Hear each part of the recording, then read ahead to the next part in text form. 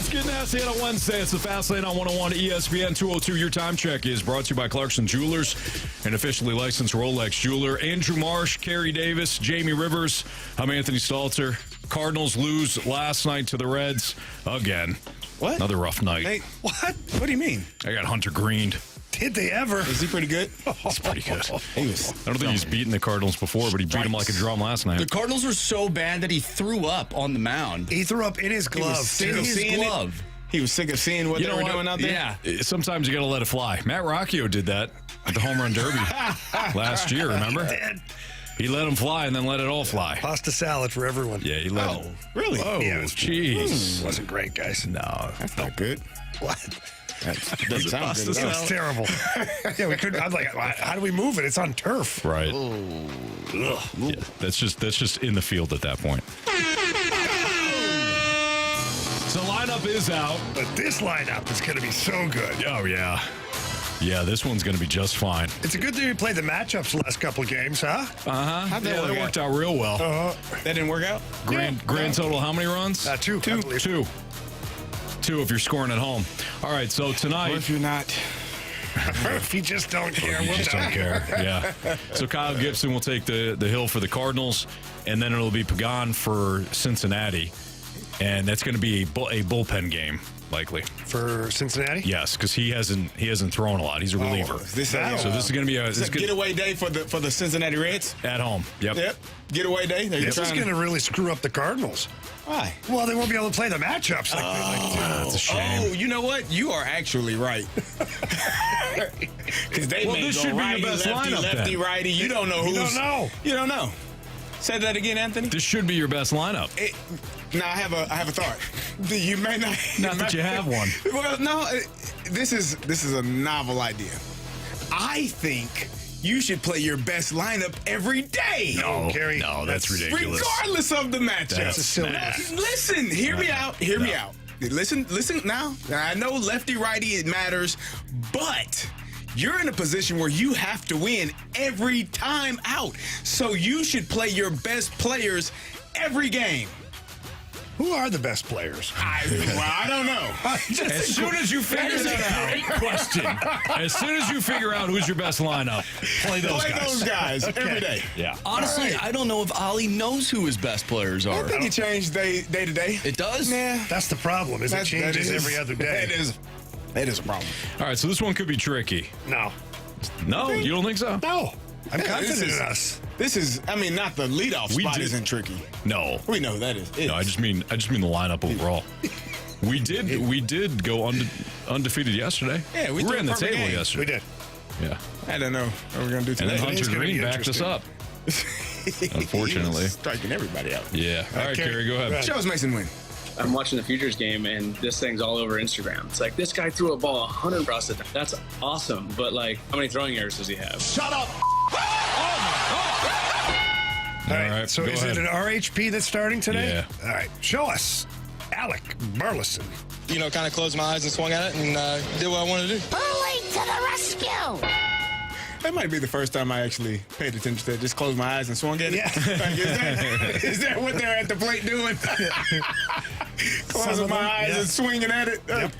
So who's catching tonight? It's going to be Wilson Contreras. All right, so is Burleson the DH? Sure. Okay. I just like to, as we go Yeah, because along. I think Walker's going to play. Okay. We should. I know. Call the kid up to sit on the bench. Yeah, what are we doing? Okay, third. This is Wilson. You got it? Yeah. Show us Wilson Contreras. DH. No. Catches mid. Check. Did anybody have Nolan? Nope. I had him for a hit. Well, he got a hit. He did. All right, this is, I think that's him. yeah. I He hit a mean, bomb. Nolan? Yeah. Yeah. Show us. Nolan Arenado. There you go. He's a Gold Glove winner and perennial All-Star. Oh, listen to Mr. Gold Glove over here. Come on.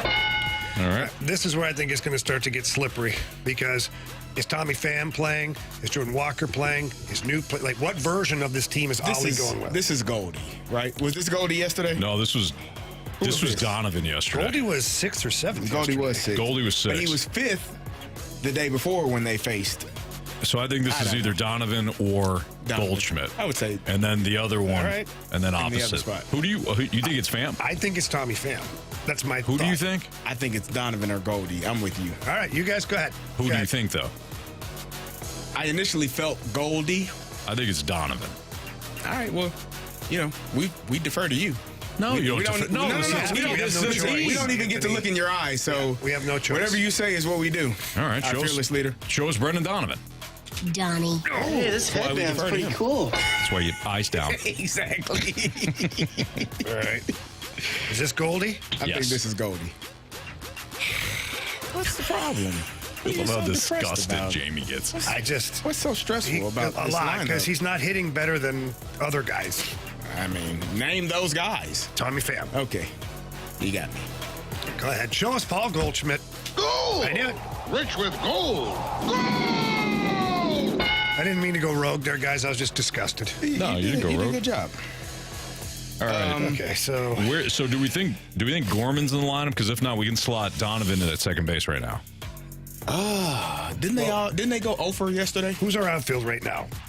Right Nobody. We don't have an outfield yet. Okay, so then We don't is have. Scott ninth. Scott is ninth. He's in Scott center ninth. field. Okay, I think Walker is in right Walker field. 7, Pham. You think Scott. Pham is in left field? I'm just hoping. Pham, Walker, Pham, Scott? And I've then- got Walker, Pham, Scott. That's my final three. What do you think? You don't think Lars is Walker, in? Pham, You don't think Scott, Goldie is in? Donovan at second. Gorman is in? Yeah, I mean that's what I would like to see. Yeah, so Jordan Walker here. Show us. Jordan Walker. What a shame.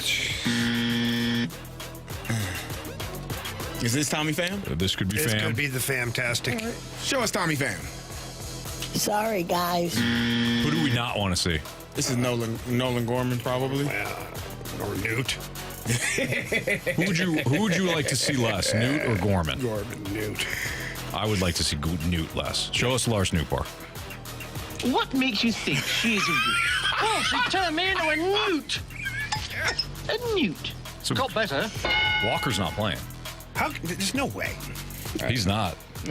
Whatever. This is Pham, and then it's going to be Scott. Or is it Gorman? Or is Scott got the day off, and Newt's playing center, and you got Pham and Walker. I don't think Walker's Pham in the would be- lineup. I don't think Pham or Walker would be 8 or 9.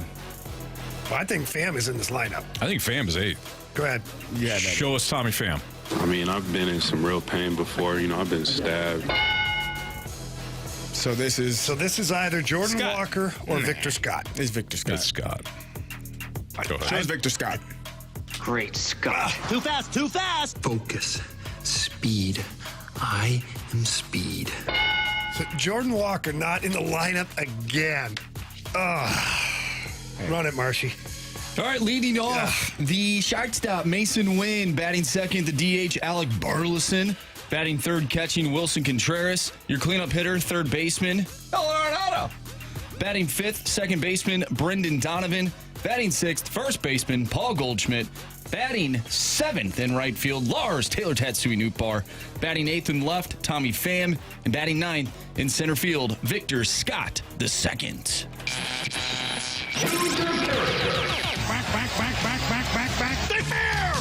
Go foul, go foul. I don't believe what I just saw! Home run. Does anybody remember when Newt got activated? Roughly? No. Okay. June? Was it June? No, I think it was in July. July? Well, I don't know. I'll just do it from July 1st here. I just want to see what his numbers are since July 1st. Lars Newbar is hitting .218 with an on base of 289, a slug of 322, and a WRC plus of 74. Oh. He's got 2 stolen bases, 4 driven in, 7 runs scored, 2 home runs. And I think one of them came the night he got back. So those are Lars Newbar's numbers over his last 30 games. He's been wretched. He's been wretched. It's a good word. Thank you. It is. Okay. Marsh, go for it. Yeah, give me Lars Newtbar. That's I don't hate you for it. I don't. We do all this complaining. I don't hate you for it. Yeah. Who's You're up, up, Jamie?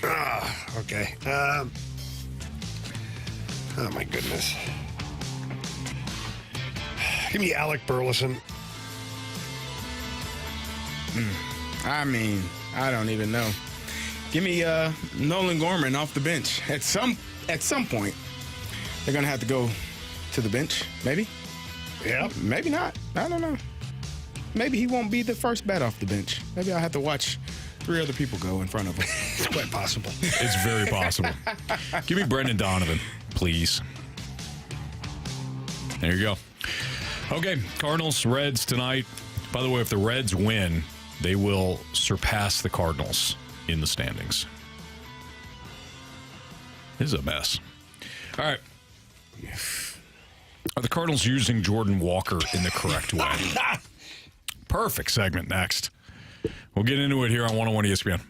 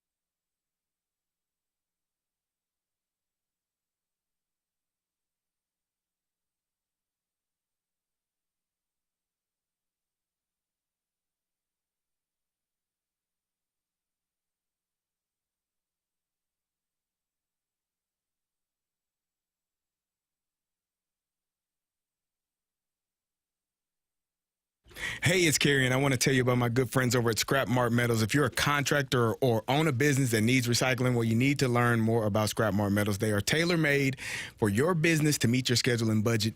They understand job site cleanup for contractors can be a mess. If you set up an account with Scrap Mart to recycle that metal, it'll be one less thing that you have to do during cleanup. You'd be amazed at how scrap metals add up and how it can help your business's cash flow. If you own that heavy equipment, it breaks down time and time again. You have to repair it over and over. At some point, it's going to break down for good, and you're going to have to end your suffering. Scrap Mart will come and get it out of your way. They will haul your equipment to one of their locations and get you a check the same day. Or if you're a do-it-yourselfer, you can haul it away yourself to one of their 3 convenient locations, Valley Park, Peevely, Jonesburg. If it's metal, they buy it. It is recycling made easy. They offer convenient drive on scale and have the highest payout. You will always get top dollar for your scrap metals. Just talk to my guy Lucas. He can talk to you about setting up a business account to get you rolling. ScrapMartMetals.com. That's ScrapMartMetals.com, and tell them Carey sent you.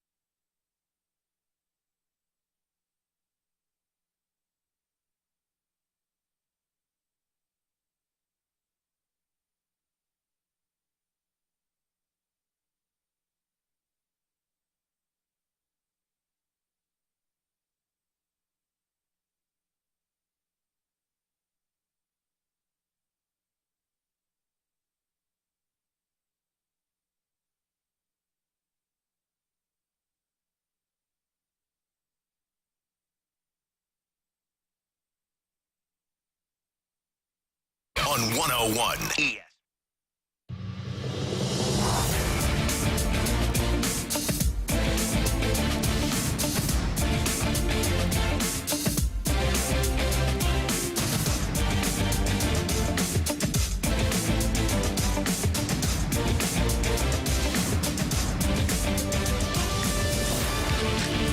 Fastlane on 101 ESPN. Carey Davis, Jamie Rivers, Andrew Marsh. I'm Anthony Stalter. So we just played the lineup game, and Carey's already laughing. What do you got? I can't. Can you read? You can't read it. Okay. No, I always have to ask because as soon as those guys crack a smile, I'm like, all right, I've lost them.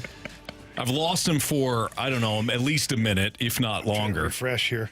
Yeah. And then I've got to also clear whether or not the comment made by the texter is admissible on air. No. Can't read that one. We just played the lineup game.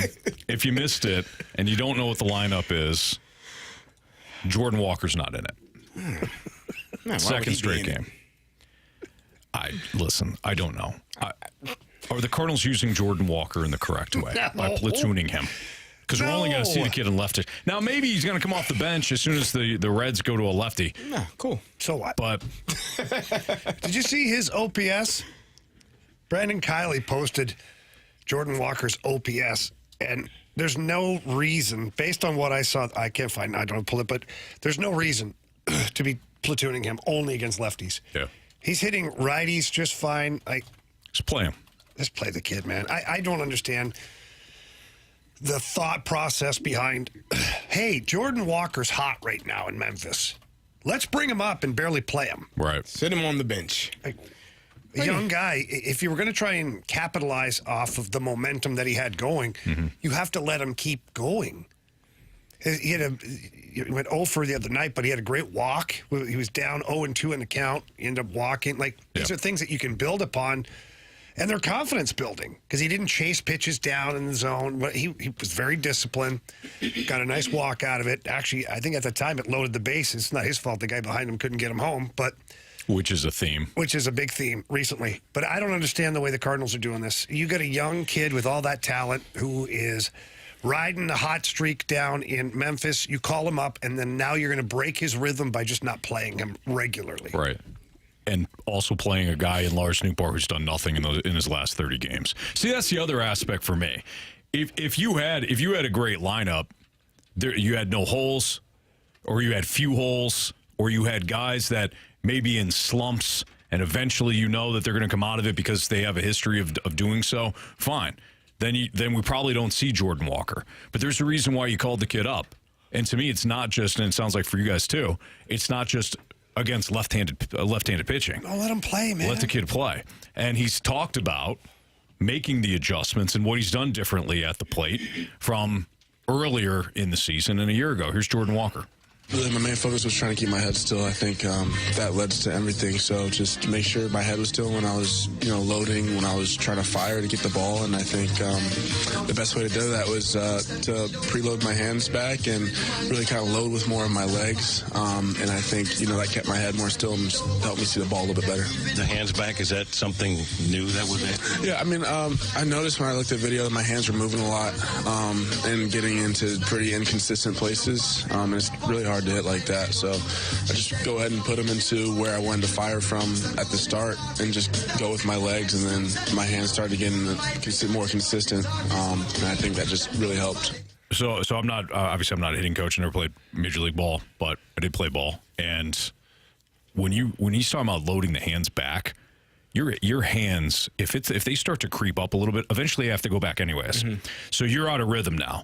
And remember, Jim Edmonds talked about the footwork, right? Yeah, it starts with the feet, right?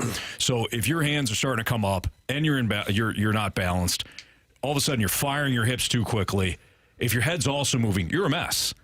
And I think what Jordan Walker's talking about, there at various points, either all of those things were out of whack for him, or one of those things, which was causing a domino effect. So when you keep the hands back and the head still, you fire the hips and the hands at the right time. And if your hands go back enough and stay back enough, you can hit curveballs, you could stay on a slider, fastball you're fine with because you could still fire quickly. So I love what he's talking about there, and I think what he was explaining was exactly why the Cardinals sent him down. It wasn't just launch angle, Oh, they want him to hit more home runs. They saw a bunch of things that were going on. Absolutely.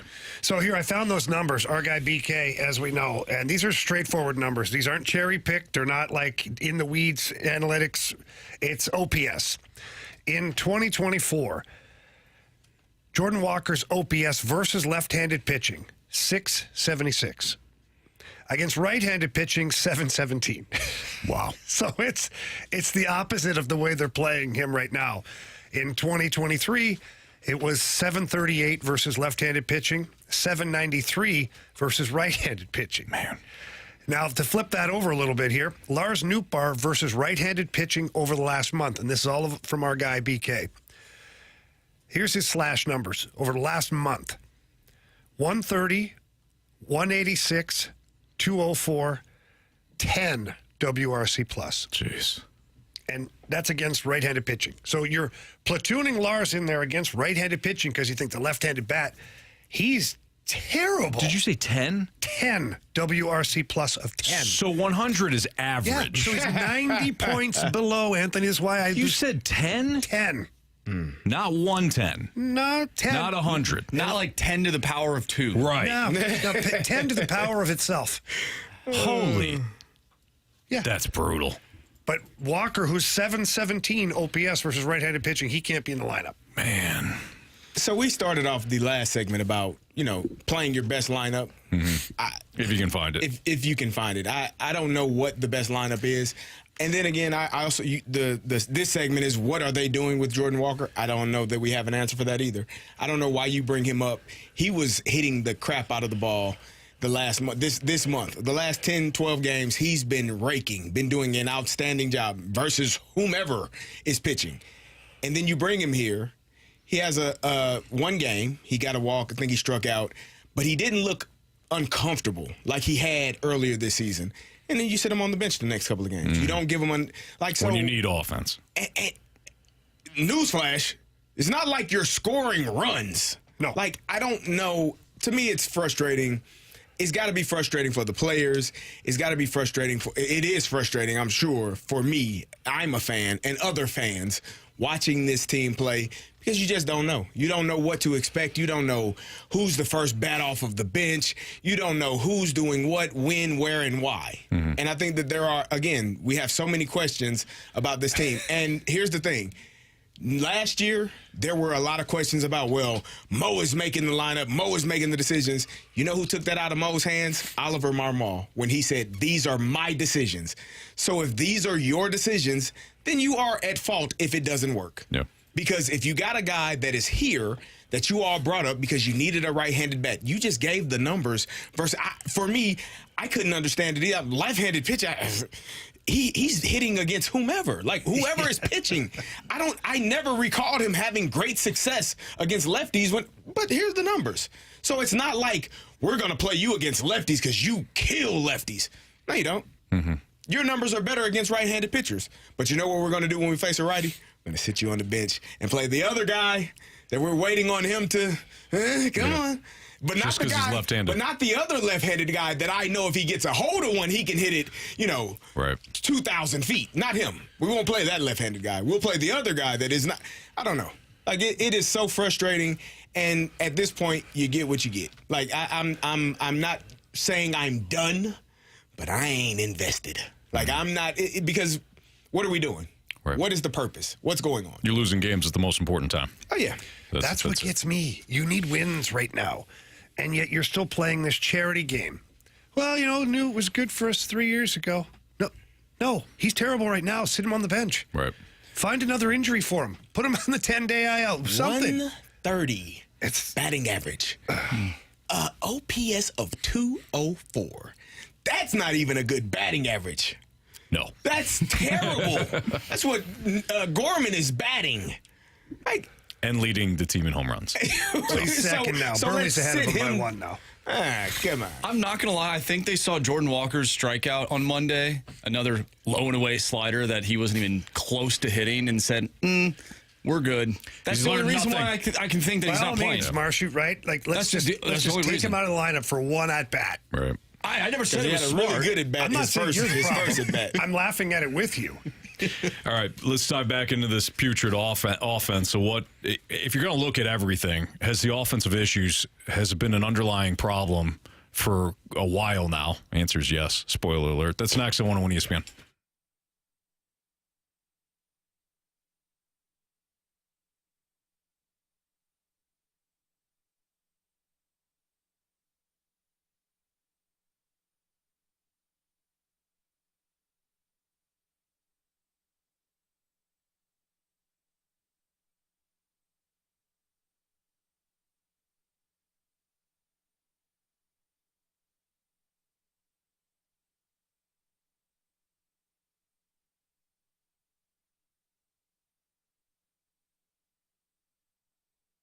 Hey, it's Carey, and people are talking about Window Nation. That's because they are having their Window Nation anniversary sale. Right now, you can buy 2 windows and get 2 free. There's no limit to how much you can save. The customer, Vicky, says, we couldn't be happier. This was a great experience.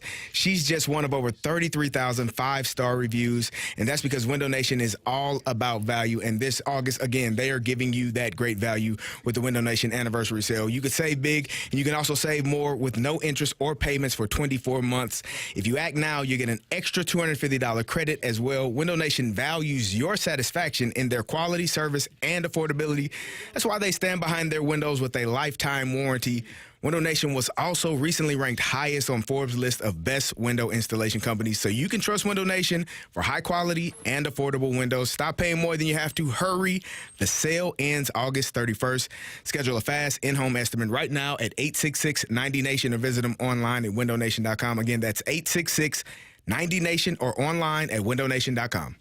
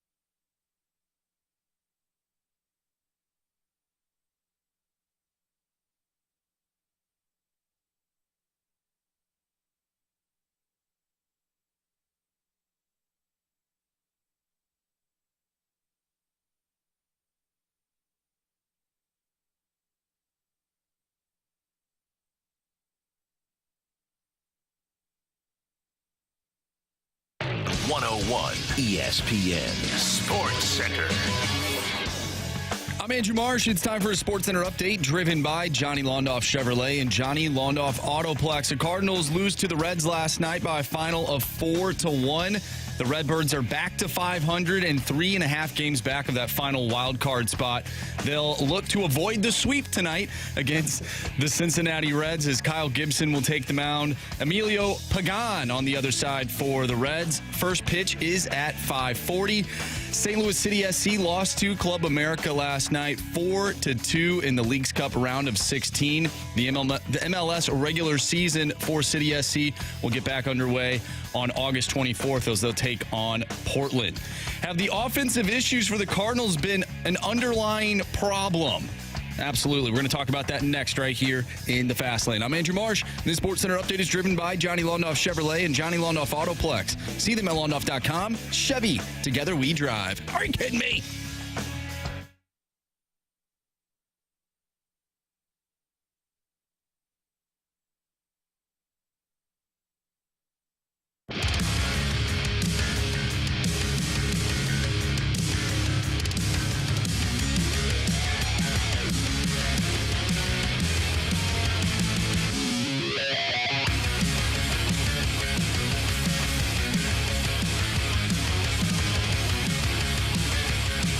Well, if you go back to the Cardinals a year ago, a lot of the offensive issues that they're seeing right now stem from last season, and it's largely the same group of guys. Michael Ciani came up this year, and before he got hurt, was a defensive revelation. Started to pick things up offensively as well, but a lot of it's the same cast of characters outside of Mason Wynn. You've had issues with runners in scoring position now for 2 straight years, but I think if you go back further, you probably saw it a long time ago too. Since I've been on the Fast Lane, it's been a problem. It's been a problem. So maybe it's my fault because I'm on the Fast Lane and change things up a little bit. Jamie, I like that you take accountability for that. Yeah. I'm not afraid to take accountability. However, I don't swing the bat from in here. So. Yet. Although I have swung a bat in here, Carey. Did it really well? Yeah. I have. How did that go? It's not a lot of space in here. That was fine. Nobody got hurt. Everything was good. Were you swinging it at someone or? No, not that day. Oh, okay. All right. Just checking. I was working on my swing. I think it was last year before the home run derby. That makes sense. Yeah. With you. Huh? Where are we? I don't know what you just said, but all right. So if you look at a lot of the numbers, look, the offense is the problem. The offense is the problem. Are we going to make it that simple? Yeah. Coming the up next, offense is the problem. It is. All right. The pitching isn't great enough to overcome it. Yeah, but in other words, I'm not just saying it's going to be the pitchers. There's nothing to talk about with the pitching, right? I'm not saying that. The pitching is fine. Last year it stunk. This year it's fine. This year on most nights, above average. It gives you a chance. It does. On most the nights, starting pitching has been fine. I will push back on that a little bit because only reason I'm going to push back just a nudge, not a full push, not 2 hands, just a gentle. It's tap. still touching. Oh, okay. Well, you're going to have to deal with it for a second. Because I prefer 2 hands. Pass interference, offense, 15-yard penalty, spot, first down. Automatic. Here's my reason for pushing back.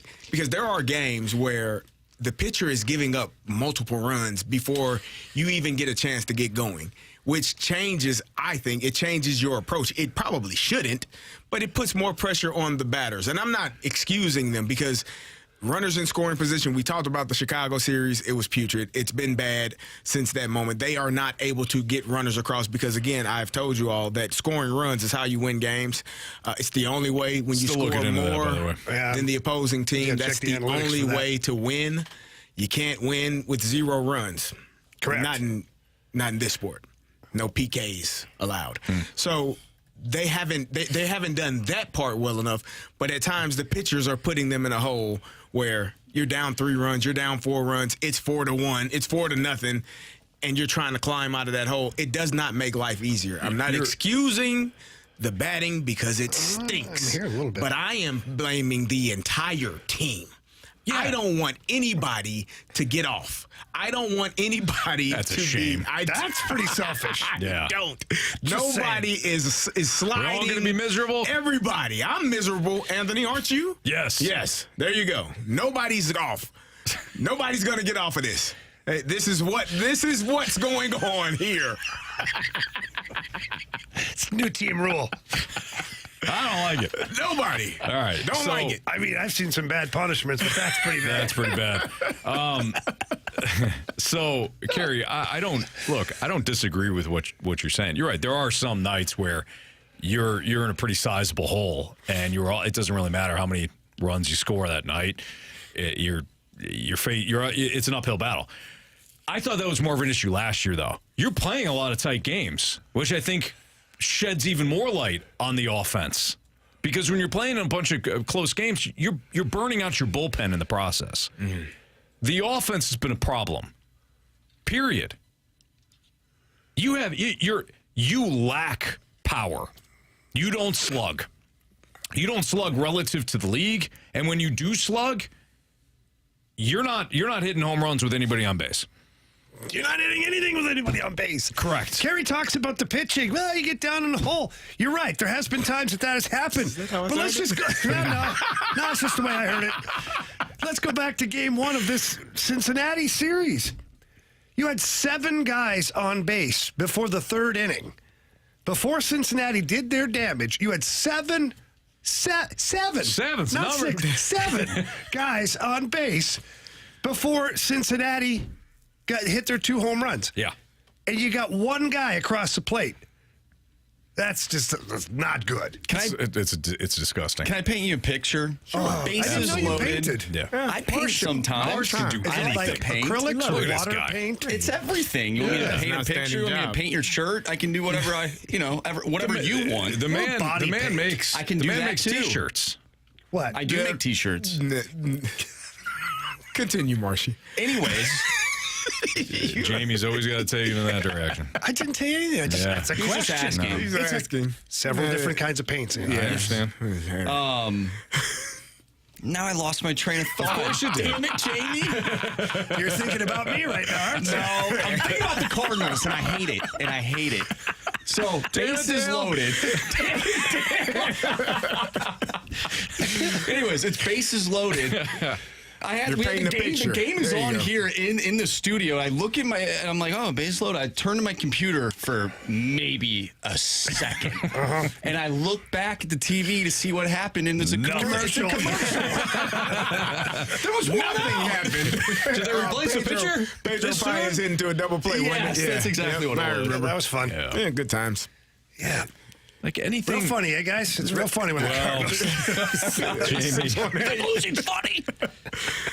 It's not funny, but what are you gonna do? You're gonna be ticked off all the time. Yeah. We've mixed in the anger with just laughing at this team. Where are we on the grief?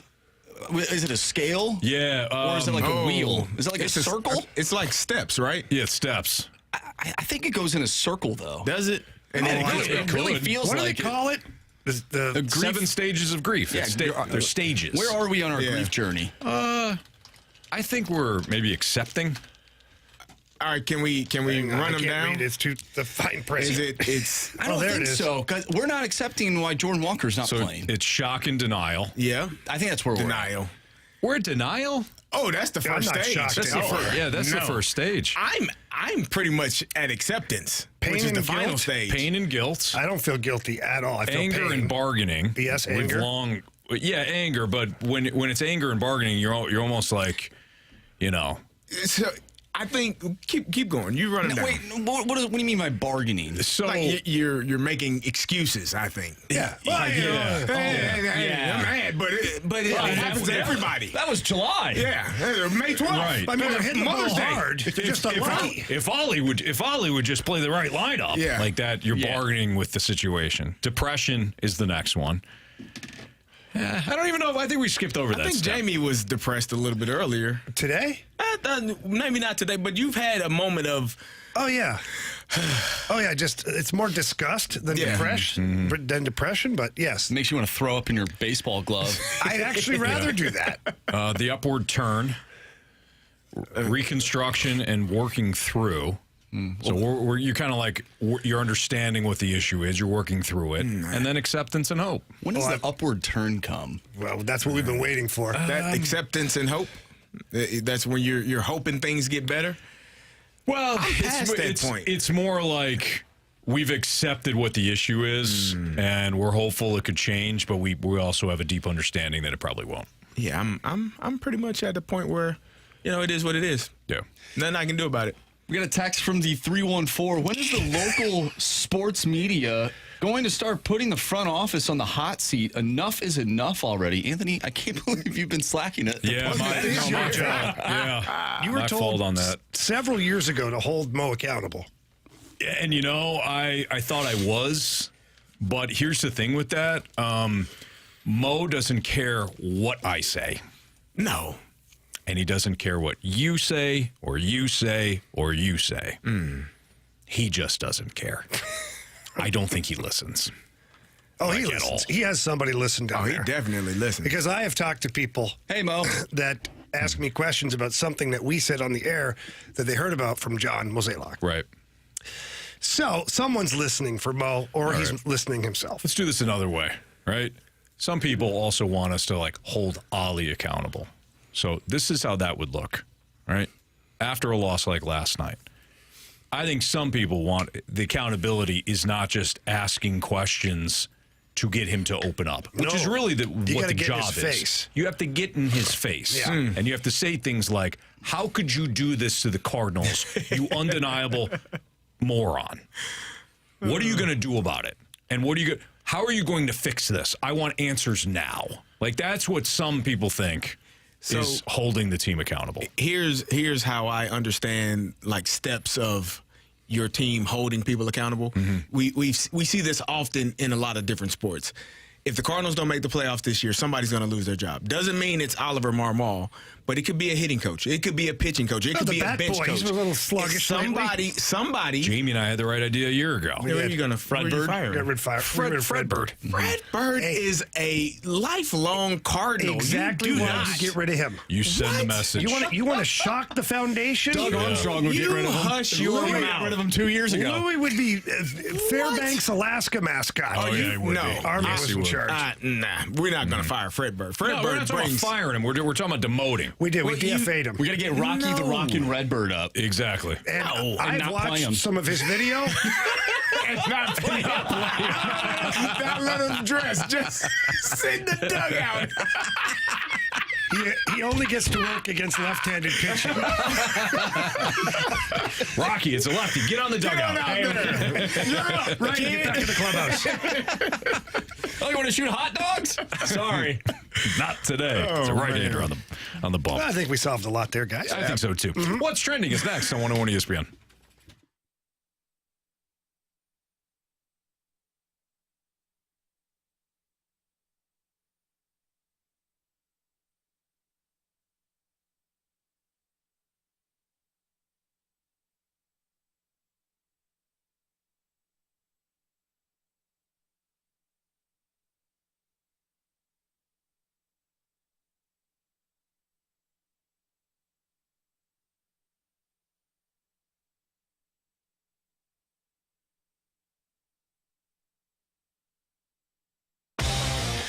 It is very important that you have good windows on your home. A couple of reasons is we get those storms and you don't want to have the thin glass that breaks or leaks. And how about efficiency? That's the biggest thing. Here in St. Louis, we get those really hot summers. You don't want to feel that heat leaking into your home at all. That's why you need to call my friends over at Window World. They are simply the best for less. Let's not forget they are the preferred window of your St. Louis Blues.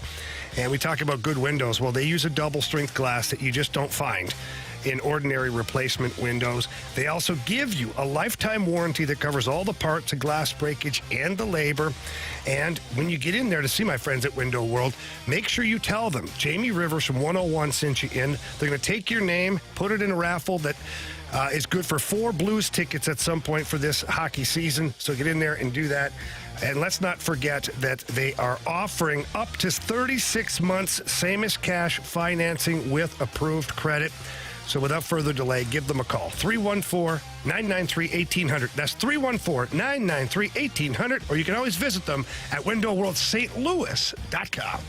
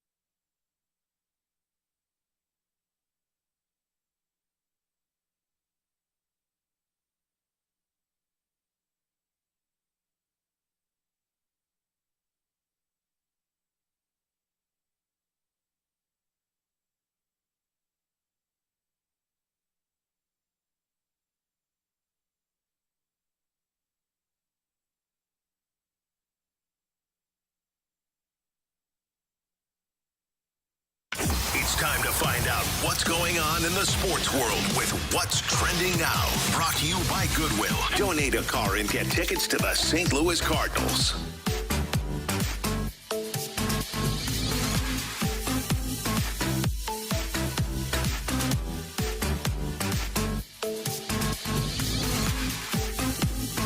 Welcome back to the Fast Lane here on 101 ESPN with Anthony Stalter, Jamie Rivers, and Carey Davis. I'm Andrew Marsh, and it's time for What's Trending. Guys, as if my day couldn't get worse. Oh, no. J.J. McCarthy. What happened to J.J., national champion? 24th season after knee surgery. Guess my prediction that the Vikings would finish last in the division doesn't. Stop it. I'm sorry. They may have just gotten better. Whoa. What just happened there? Jeez. People around camp say Sam Darnold looks pretty good. Yeah. He does look Most pretty people good. haven't watched Sam Darnold play football. Okay. The guy got 1 year of coaching. They haven't watched and him it came play last year. So he's got a real head for the game. Yeah. Okay, Jamie. Does he have a big blockhead? He looks like a Roblox character. Peyton Manning did, yeah. There you Peyton Manning, Sam Darnold. You know what, Marshy? I take it back. There you go. Big head quarterback. Yeah. I'm just spitballing here, okay? I'm just throwing out ideas. Atlanta's got a guy. Dude, I wore a shirt yesterday. I thought you would say something. Atlanta's got a guy that had a lot of success in Minnesota. You saw the numbers. Maybe the Vikings get the Falcons on the horn, and they say, hey, we'll give you a first-round pick for Kirky. Yeah, right. And Kirky goes back and he dominates, just like he had over the last couple of years in the regular season. You know what I mean? Like, this is somebody that means so much to Minnesota and has had so much success in the regular season that I think he'd be perfect again for your Vikings. You like that? You like that? Marsh? You like that? I would love to know what Michael Penix Jr.'s numbers were when he was in Indiana and played against Minnesota in the Big Ten. I think that's what you're probably referring to. So, yes, I will take Michael Penix Jr. No. I'm saying I thank you. I like your Penix idea. is not for. I think he had a pretty solid outing against the Gophers. He probably did. I'm reading some reports here. I don't know if you saw this. It says Jordan Addison was also carted off the field today. Oh, sweet. Mary and Joseph. With an apparent leg injury at practice. Well, guys, it's going to be a fantasy football year. That's who I'll be rooting for. Jordan Addison leaves practice with potentially serious leg injury. Okay. It's being reported 34 minutes ago. The flag is going to be at half-mast at old Cyberg's. Yeah, no kidding. The Vikings headquarters. Frick James goes, Anthony just wants the Falcons to justify that Penix pick. I don't want them to justify it. I want him to play. I want him gone. I want Kirky gone and Penix in. He hasn't even played a game yet. I'm not even trying to. I don't care about the decision. I love Michael Penix. I want him in there. Oh, no. The last time you were this adamant about a guy ended up being Zach Wilson. And look at him now. Were you hot on old Zach? I liked him. Really? Yeah. Oh, he had him going first overall at one point. That throw in shorts did it for you? Like when they did the I was playing at BYU. Against nobody. That's right. Anthony was so high on Zach Wilson. I like Zach Wilson. Kept going, Yeah. Anthony, this guy can't. I don't see him being able to play in the NFL. Remember? You were right. And Anthony said, no, you're an idiot. You don't know. No, I didn't say. I never said that. I would never say that. No. I would never say you're an Maybe it was idiot. a different word, but you basically said. No. I did like Zach Wilson, though. Yeah. And I still think he's going to be a really good quarterback for the Battlehawks one day. That's in play. Right? That's totally in play. You would take him in the Battlehawks? No, I don't know. A.J. McCarron says, I was going to say, I'm not taking him over A.J. McCarron. No, of course not. But, oh, man. Just saying, someday. We were having a conversation in between breaks about Carey, your son loves to play college football. Yeah. NCAA football at 25. I don't think he's sleeping much at night, fellas.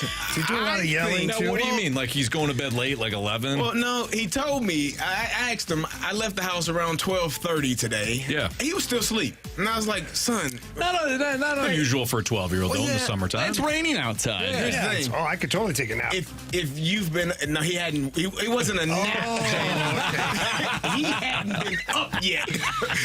So I asked He was up at 6 o'clock. What time did you go to sleep? 11. There is no way. 11 in the morning. He probably. He's got to be staying up till 4 or 5 in the morning playing this dang on game. What game is it? College NCAA 25. So I'm gonna have to set an alarm at like 2:30 and just. What are you doing? See, I told you what to do, Carey. I probably should. Just take the game. Just take the game. You walk in and say, hey, son, I'm going to come say goodnight to you. Yeah. And you walk in, you're like, Let me borrow you this. give him a hug, and then you just unhook the wires and take the console with you. Hey, what are you doing, Dad? I said, remember I told you go to bed early? Bedtime. Good night, son. Just take the controllers. That hurts. My heart hurts. No, don't do that. I did that. I tried the controllers, and my boys got smart and went around me and somehow had somebody buy them a controller that they had an extra controller? They hid. It's a smart play. And so I'd come and take the controllers, and then I'd still hear, like they're yelling at each other. I'm like, what the heck is going on? Walk in, where'd the third controller come from? Those Call of Duty lobbies. Karen. She shipped it to us. Yep. Well, anyways, a lot of people, I'm sure, are staying up super late to play the new NCAA football game because it's been a while since college football has made its way onto our video game systems, and it looks like perhaps backyard sports could be coming back as well. Oh, wow. It's not official, but there's been some investigating, and if we could see Pablo Sanchez back on the baseball diamond, that would be fantastic. I am a I was a backyard baseball fan for sure. Yeah, that was a great game. They had backyard baseball and football, right? They had backyard hockey, Everything. Backyard basketball, I believe. They had Baseball, the four major sports. They were like standing on the bleachers, and you had to pick your guys. Yeah, that game was you know what, Jamie? Yeah, but then people got offended because the one kid got picked last, and you can't have that, Anthony. That's true. Yeah, that's unfortunate. That's why it went away for a while. Yeah. Well, He just totally staltered you. Nowhere to go. Well, here's the thing. I believed it. No, did you? Yeah, I was like, really? He didn't just nibble on the hook. He did. Really? I knew Jamie wasn't telling the truth on that. I just didn't know where to go to not wind up in political hell. Political hell? No, people we're are good. soft. That's just the bottom line. There's no left or right in that one. That's true. Was soft on both sides. But mostly the side that you're opposed to, they're mostly soft. Yeah. If you're listening right is. now, whatever side that is, they're softer on the other side. And if you're offended right now, then it's probably your side. All right, it's the Fast Lane on 101 ESPN. How concerned are we about Erick Fedde? That's next on 101 ESPN.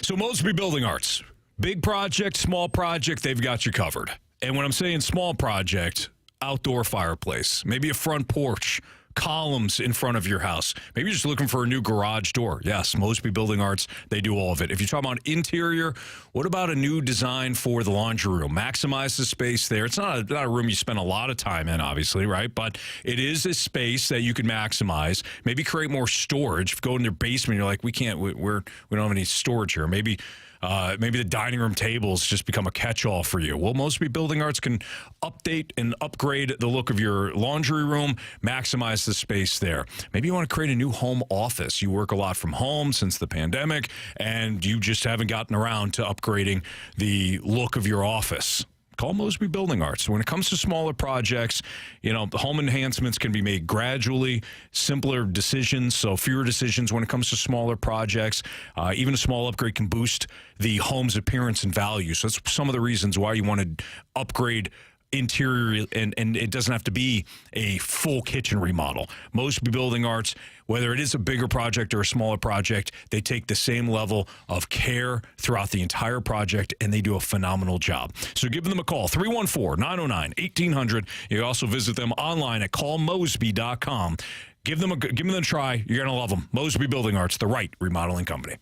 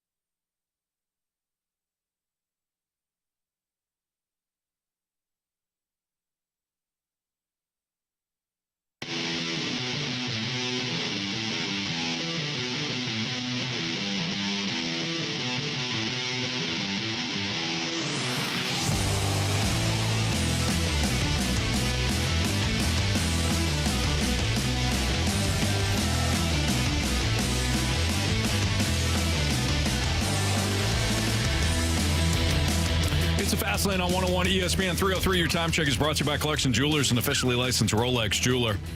You guys okay? Yeah, he pulled me closer, then pushed me away. Pull me closer. I didn't realize. Jamie Rivers. I was trying to push CD, just like push his chair away from the mic just to be silly. But I didn't realize I'm on wheels too. So we're both kind of sliding away. That makes sense. All right. Any concerns with Erick Fedde? 3 starts in. ERA is, let's see here, 5. I wrote this down before. 5.63. 3 starts with the Cardinals, 5.63. 1 really good start, 1 poor start, and 1 not great start. And last night, matched the season low with only 2 strikeouts and gave up the 2 monstrous home runs. It's not just Eric.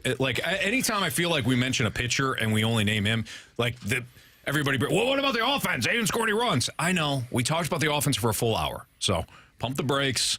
Let's talk about Fedde now.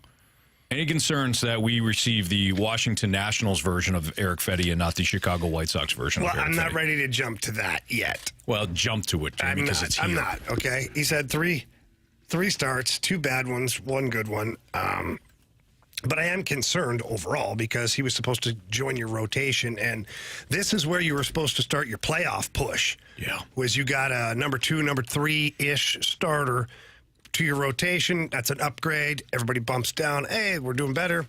Tommy Pham comes on board, and right away you got offense from Tommy Pham. I don't think he's been the problem since coming to the Cardinals, but you do have a problem, whether it's Erick Fedde or your offense or your bullpen, not named Kittredge, Romero, or Helsley. Mm-hmm. There's problems within this team, and Erick Fedde right now is just part of the whole thing. Yeah. Because he didn't pitch poorly yesterday, but it wasn't great. It was very average. He pitched like a number 5 in a rotation. Right. And the Cardinals have enough 5s. They do. Yep. And right now, for the Cardinals to win baseball games, apparently you're going to have to pitch games where you're only giving up 1 run, maybe 2, because they can't put any runs on the board. Yeah. And Fedde's going to be part of your pitching staff next year as well. So you got Which Michaelis. I'm still fine with it. We're not. When I say concerned, I don't mean it's among everything that could be a concern right now. Fedde is way down the list, but he pitched last night, and 2 of the 3 starts haven't been great. Yep. And when we look at it for next year, Michaelis has been a problem. Well, he's going to be back next year. Fedde does not look great in a Cardinals uniform. He'll be back next year. Sonny Gray has a home run issue this year. I think he's going to be fine. I don't see the home runs lasting at Busch Stadium. It's just that is going to regress at some point, and regress in a positive way for the Cardinals. But so he'll be back next year. Also, Steven Matz, apparently is going to make a AAA start soon. Wow. So you still have him under contract for next year. Not that matters. You got Palante, and then you got Palante, and maybe you bring back Gibson. But this is a ho-hum starting rotation coupled with an offense that has flat out been a problem for multiple years now. Let's dive into this for a second. If that's your rotation for next year, can the Cardinals literally start the season with that rotation? That can't be your rotation for next year. That's what I'm saying. They say the definition of insanity is doing the same thing over and over again and expecting different results. Yeah, it's insane. And again, that's no offense to anybody that is working their butt off, because they are trying. No offense. No offense. No offense. None taken. That's what you say. With all due respect. With all due respect. Yeah. You're terrible. Come on. And I mean with all due respect. With all due respect. You shouldn't do it again. But that's what he's going to roll back with. with. If it comes back to, because what about we saw McGreevy. We saw Graceffo, small sample Carey, it's sizes. the Cardinals. The young guys don't get a chance. Yeah, clearly. Well, that's why one of them is on the bench today. That's what I'm saying. Hey, just one chance. He got a game. He got a game. And it was a heck of a game. Heck of a game. It would be different if he got I'm talking about rocked. Walker. You're talking about McGreevy. I wasn't even talking about McGreevy, but yeah, McGreevy had an excellent game. You shouldn't, in my opinion. But, again, I don't disagree with you. They probably will. And expect different results. I mean, this is kind of the way that this Cardinal team has been going. We've seen it with the lineup. We've seen it with the pitching staff. I just don't know. If you don't make the playoffs this year, which every day it's getting harder and harder to even believe. Have you seen their schedule coming up?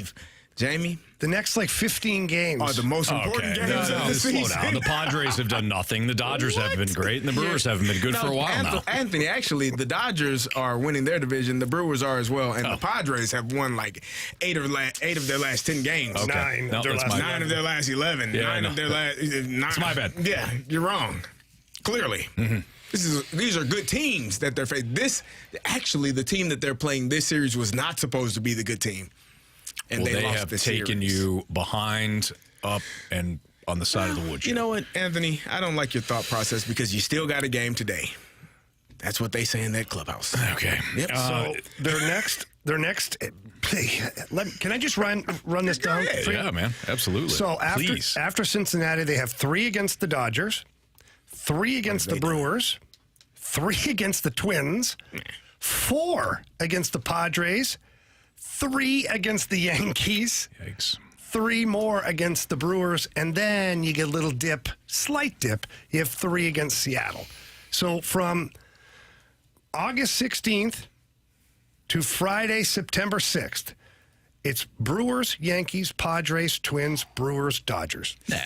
Sounds like they'll be battle tested for October. Absolutely. That's what I just heard. Yeah. Guys, it's Good over. call. I'm going to go out on a limb right now. Whoa, really? It's over. I'm calling the season right now. Are you serious? I'm dead serious. Cardinals are not making the playoffs. Not even close. Whoa, 310. Wow. I Jamie, don't care. stop I mean it. believing. I'm dead. After seeing this schedule, so hang on.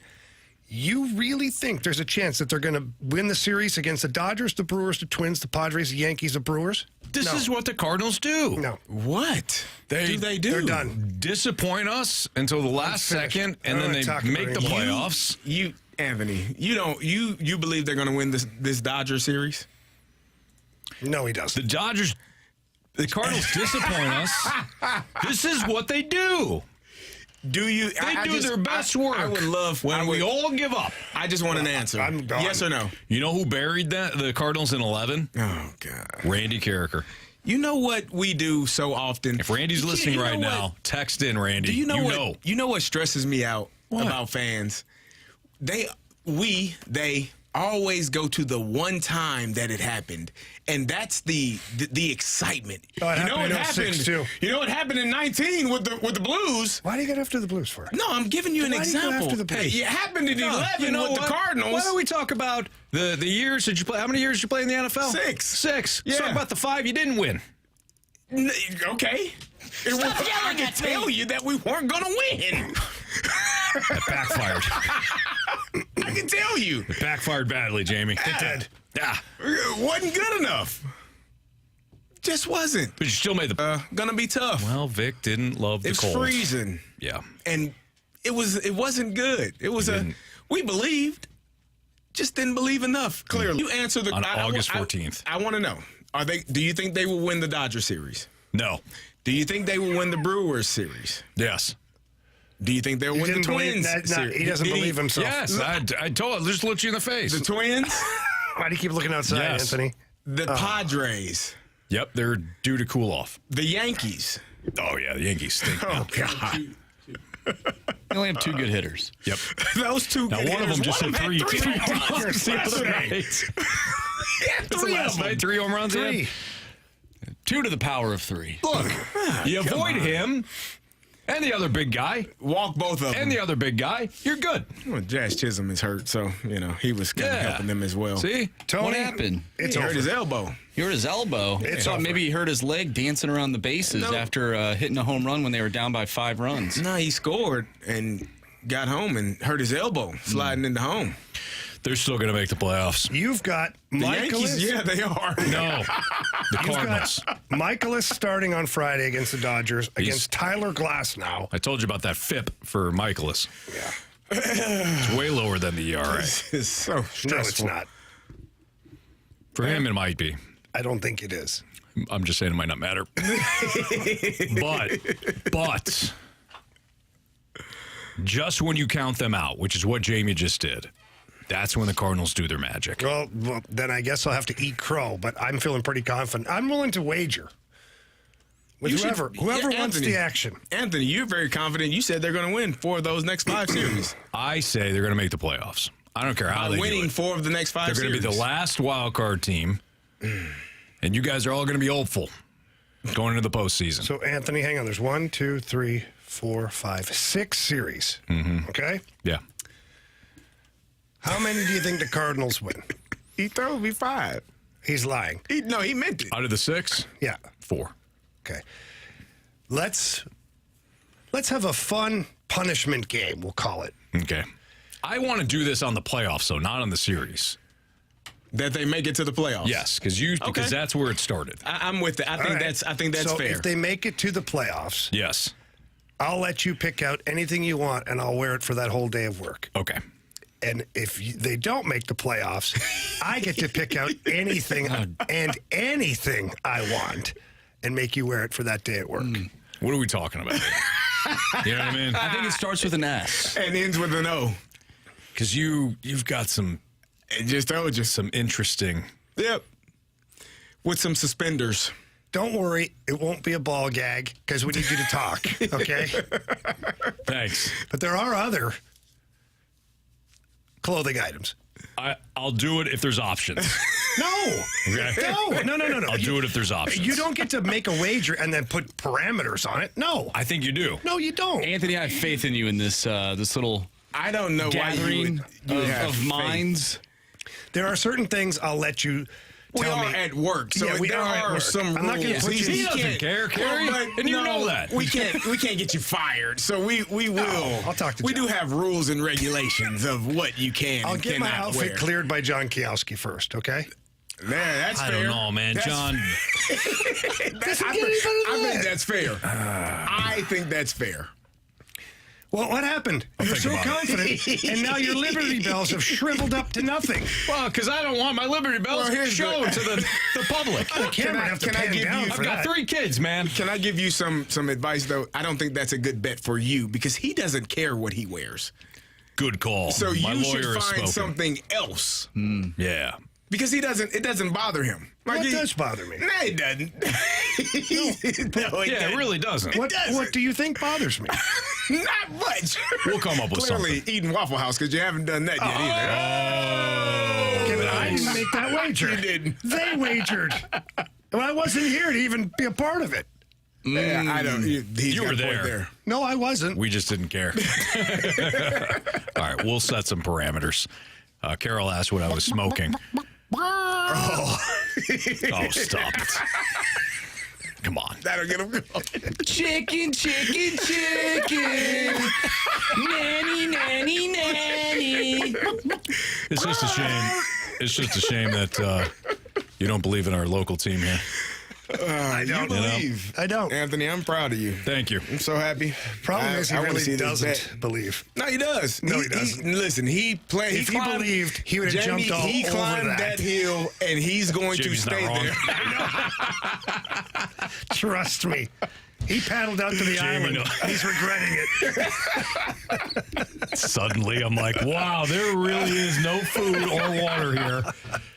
But I still have the boat. Yep. All right. Let's do Prove Me Wrong next. Prove Me Wrong. Send in statements. 314-399-9646. The Air Comfort Service text line will play Prove Me Wrong here on 101 ESPN.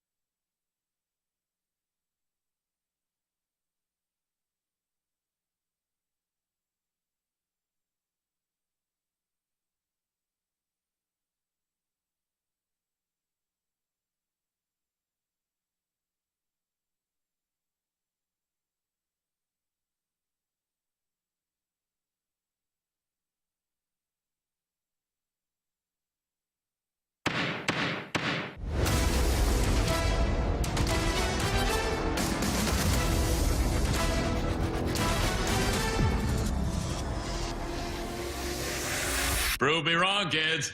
Prove me wrong. The 618 chimed in on that last segment, called us a bunch of laughing hyenas. He said he had called it from day one that the Cardinals weren't going to make the playoffs. That's a brilliant mind there. To take a team that did not make the playoffs a year ago and call that they weren't going to make the playoffs this year. Well, Anthony, where's the? I mean, at some point you got to go to the gas station, get yourself a lottery ticket, right? At some point you got to put that big brain to work. Why aren't you in D.C. right now, running this country? I mean, to take a team that was so awful a year ago, coming off the worst year in Cardinals history, to not make the playoffs this year, and to brag about it. Why aren't you running this country? Know what I mean, Jamie? Oh, I'm with you. Prove me wrong. Now, go ahead, Marsh. What do we got? Looking good, Judge. Oh, fantastic. Love that. 217. Prove me wrong. Marsh loved that one. The Oilers will match both offer sheets for Dylan Holloway and Philip Broberg. Well, the math doesn't equate to where they'll be able to do that without just trying to give players away. But the problem with that is, even if you give a player away somewhere, that team that you want to send that player to has to have enough cap space as well to absorb what you're giving them in a trade. And if you waive players, you can do that, and teams will pick them up or they'll clear waivers, but then you'll still need players later on. And when you go to add those players at a later date, you're still way over the cap. Now, some have said, well, Evander Kane's going to have surgery. He's going to be the LTIR for most of the season. Well, fine, but still, even when you add in that money, there's still almost $2 million over the salary cap. This team is in a log jam right now. So Stan Bowman and the Oilers are going to have to get extremely creative if they're going to try and salvage one of these players, because there's no way they can get both. So the Oilers are done in this one. We'll see if they can salvage one player, but Doug Armstrong with a masterclass in just basically hanging them over the cliff and holding them by the shoelace. Scary. From the 618. Do we get it? Judge. I thought it was a foregone conclusion. All right. Make sure. Sorry, it's been a minute. Good job. All right. From the 618. If Major League Baseball had a salary cap, John Mozeliak would be just as aggressive and well-liked as Doug Armstrong. No, I don't think he'd be well-liked because there's also, and Jamie's brought this point up before, there's also a syntax that people don't like with John Mozeliak. So when he starts to speak, people feel like he's talking down to them. So it's not just about the moves he makes. There's a personality quirk that I think people can't get past with John Mozeliak. Whereas Doug Armstrong, he's up there, he's talking about stabbing people in the eye. Fans can get behind that. Fans can rally behind their president or GM saying that he's going to take a knife and stab it right through their eye into their brain to kill him. Yeah. You know, when that's how much he wants to win. Exactly. It's that important. Everybody can get behind that if you're a fan base. If you're a president of a baseball team talking about net and this, that, and the other thing, you're not relatable. So I still think that he'd be disliked. I understand the point that the texter's making, but I think it goes beyond that with the fan base. Have you ever heard someone in real life, other than John Mozeliak, say net? No. I haven't either. I mean, us. No, I'm talking about walking down the road like, hey, Anthony, I went and did this thing the other day, but this other thing happened. That was real net. Net. It works out. No. I have heard it in business meetings, like you're talking, and you're like, okay, net, and but I have never heard it like just in conversations or interviews and things like that. No. Not in everyday life. From the 314, prove me wrong. Last year's AFC and NFC championship games will be the same teams this year. Are the 49ers going to be there? I mean, they're trying to figure some things out with Brandon Ayuk and Christian McCaffrey. He's been good the last couple of years, but we know he has injury issues from time to time. And they played who? The Detroit Lions? Come on. I don't even know if the Detroit Lions are going to win their division, let alone make it to the NFC Championship game. Now, you could probably see the same repeat on the AFC side. Baltimore, I think they're ready to take that next step. Kansas City Chiefs dealing with some offseason issues, probably gonna make it again. I think the AFC side could potentially be a rematch, but I mean, the Detroit Lions, Jahmyr Gibbs hurt his hamstring. They thought he was gonna be out for the year with a hamstring issue. Come on, they don't believe that. Yeah, no. Thank you. I agree. The Lions, to me, had one opportunity. You only get one shot. Get Do one not miss your shot. chance to blow. Especially, this opportunity comes once in a lifetime, yo. And they had the guy in their backyard. They didn't listen to him. Vomit on his sweater. Mom's spaghetti. Yeah. It's actually inside the baseball glove. Yeah, either or. Spaghetti. All right, from the 417, by the way, the FedEx Brian said, Marsh, give him the buzzer now. That's exactly what I did not do because I agree with Carey. Thank you. From the 417, prove me wrong. When the inability to hit with runners in scoring position is systematic throughout the roster, it can only come back on the coaches. Well, I don't know if it's the coaches, quite honestly. When you've got players that can't hit with runners in scoring position, those are maybe the wrong players for your organization. So maybe it's a front office thing. But let's be honest, guys. Even John Mozeliak doesn't take swings out there with runners in scoring position. The players do. So I think the blame, as it should go to the players. Following the front office for getting the wrong players. Once you get the wrong players and the players don't execute, then it's on the players. So I think the blame can be spread out to two people. The manager, Oli Marmol, he's given a roster. He's given a roster. Here you go, Ollie. People say, oh, he's a yes man. No, I don't think he's a yes man. But even with the Blues, when Doug Armstrong builds his team, he doesn't ask the coach for permission on every single move that he makes. There's bigger moves where there's discussions, but John Mozeliak is not asking Oli Marmol, hey, who do you think is good out there with runners in scoring position? Let's go get him. No, here's who I've given you, so play him accordingly. And then when the player can't do what he's asked to do, that's on the player. That's where the blame should be. I agree. And simply because I don't think the Cardinals have enough coaches. That's a good point. Okay, Judge. Nice job there. All right, that's proved me wrong. Brad Thompson will join us next. We'll continue our Cardinals conversation with the 2006 World Series champion and the broadcast partner of the Valley Sports Midwest. Next, BT here on 101 ESPN.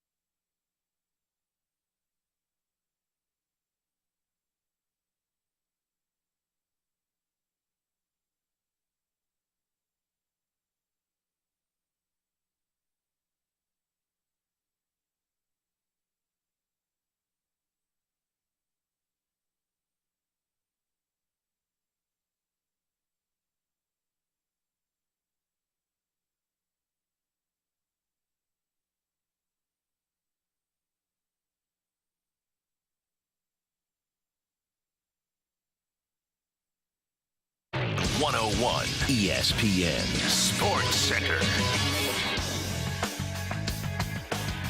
I'm Andrew Marsh. It's time for a Sports Center update brought to you by Saliga Heating and Cooling. The Cardinals lose to the Reds last night by a final score of 4-1. They are now back to 500 and 3.5 games out of that final wild card spot.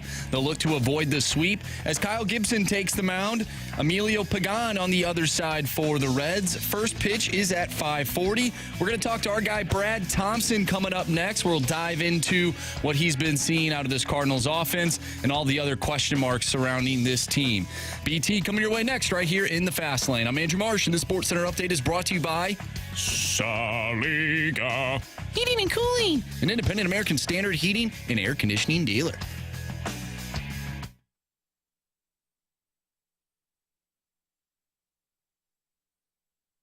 It's time for some high heat with Brad Thompson. Inside and high. Powered by Scott Lee Heating Company, your preferred Mitsubishi electric elite contractor.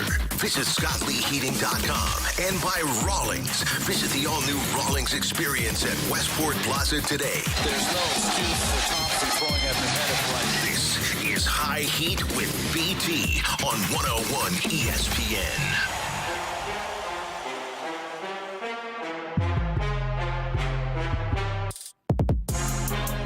It's the Fast Lane on 101 ESPN. Carey Davis, Jamie Rivers, I'm Anthony Stalter. Let's head to our 101 ESPN Celebrity Line. We're joined by 2006 World Series champion Brad Thompson. Of course, you hear BT along with Chip Carey on the Bally Sports Midwest broadcast. BT, how's Cincinnati?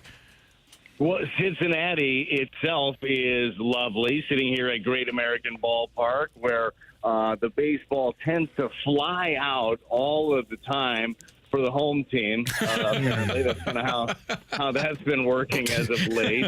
But yes, overall, Cincinnati is fine, except for offensively, where the Cardinals have scored 2 runs. Yeah, BT, it's been a tough go offensively for the Cardinals, but I wanted to go back to Erick Fedde just for a second. We were just talking about Erick Fedde, and he's had 3 starts, so it's a small sample size as a Cardinal, of course.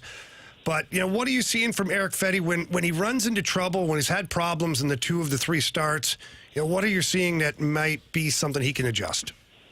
Yeah, I think when he runs into trouble, his pitches get up in the zone. And like his trouble came on a couple of cutters in the ball game yesterday. The home run to Ty France was a cutter up and away that dumped into right field and right into the Cardinals bullpen.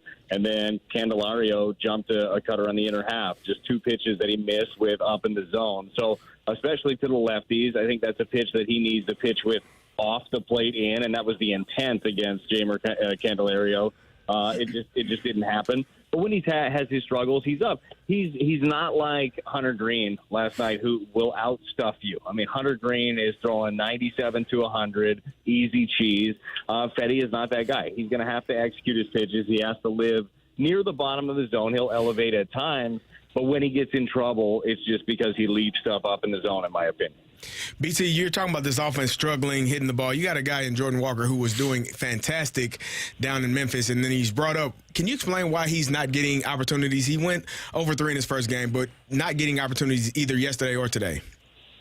Yeah, look, the idea is he's here to hit against the lefties, and that's where he's done the most damage. Now, I think it's very easy to look at this overall offense, and there's no disrespect to the guys here, but no one is forcing your hand to get them into games, right? I mean, you look at the outfield mix, and Lars Nootbaar, for example, he's hitting 1-something over the month in his last 11 games. Like, he's not forcing your hand necessarily.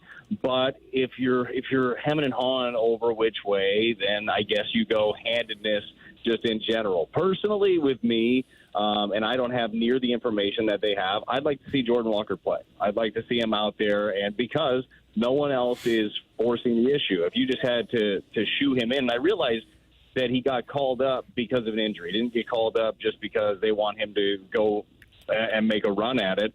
But I'd like to see him play more. I liked his at-bats the other night. I was really impressed with his first at-bat. He started out 0-2, drew a walk.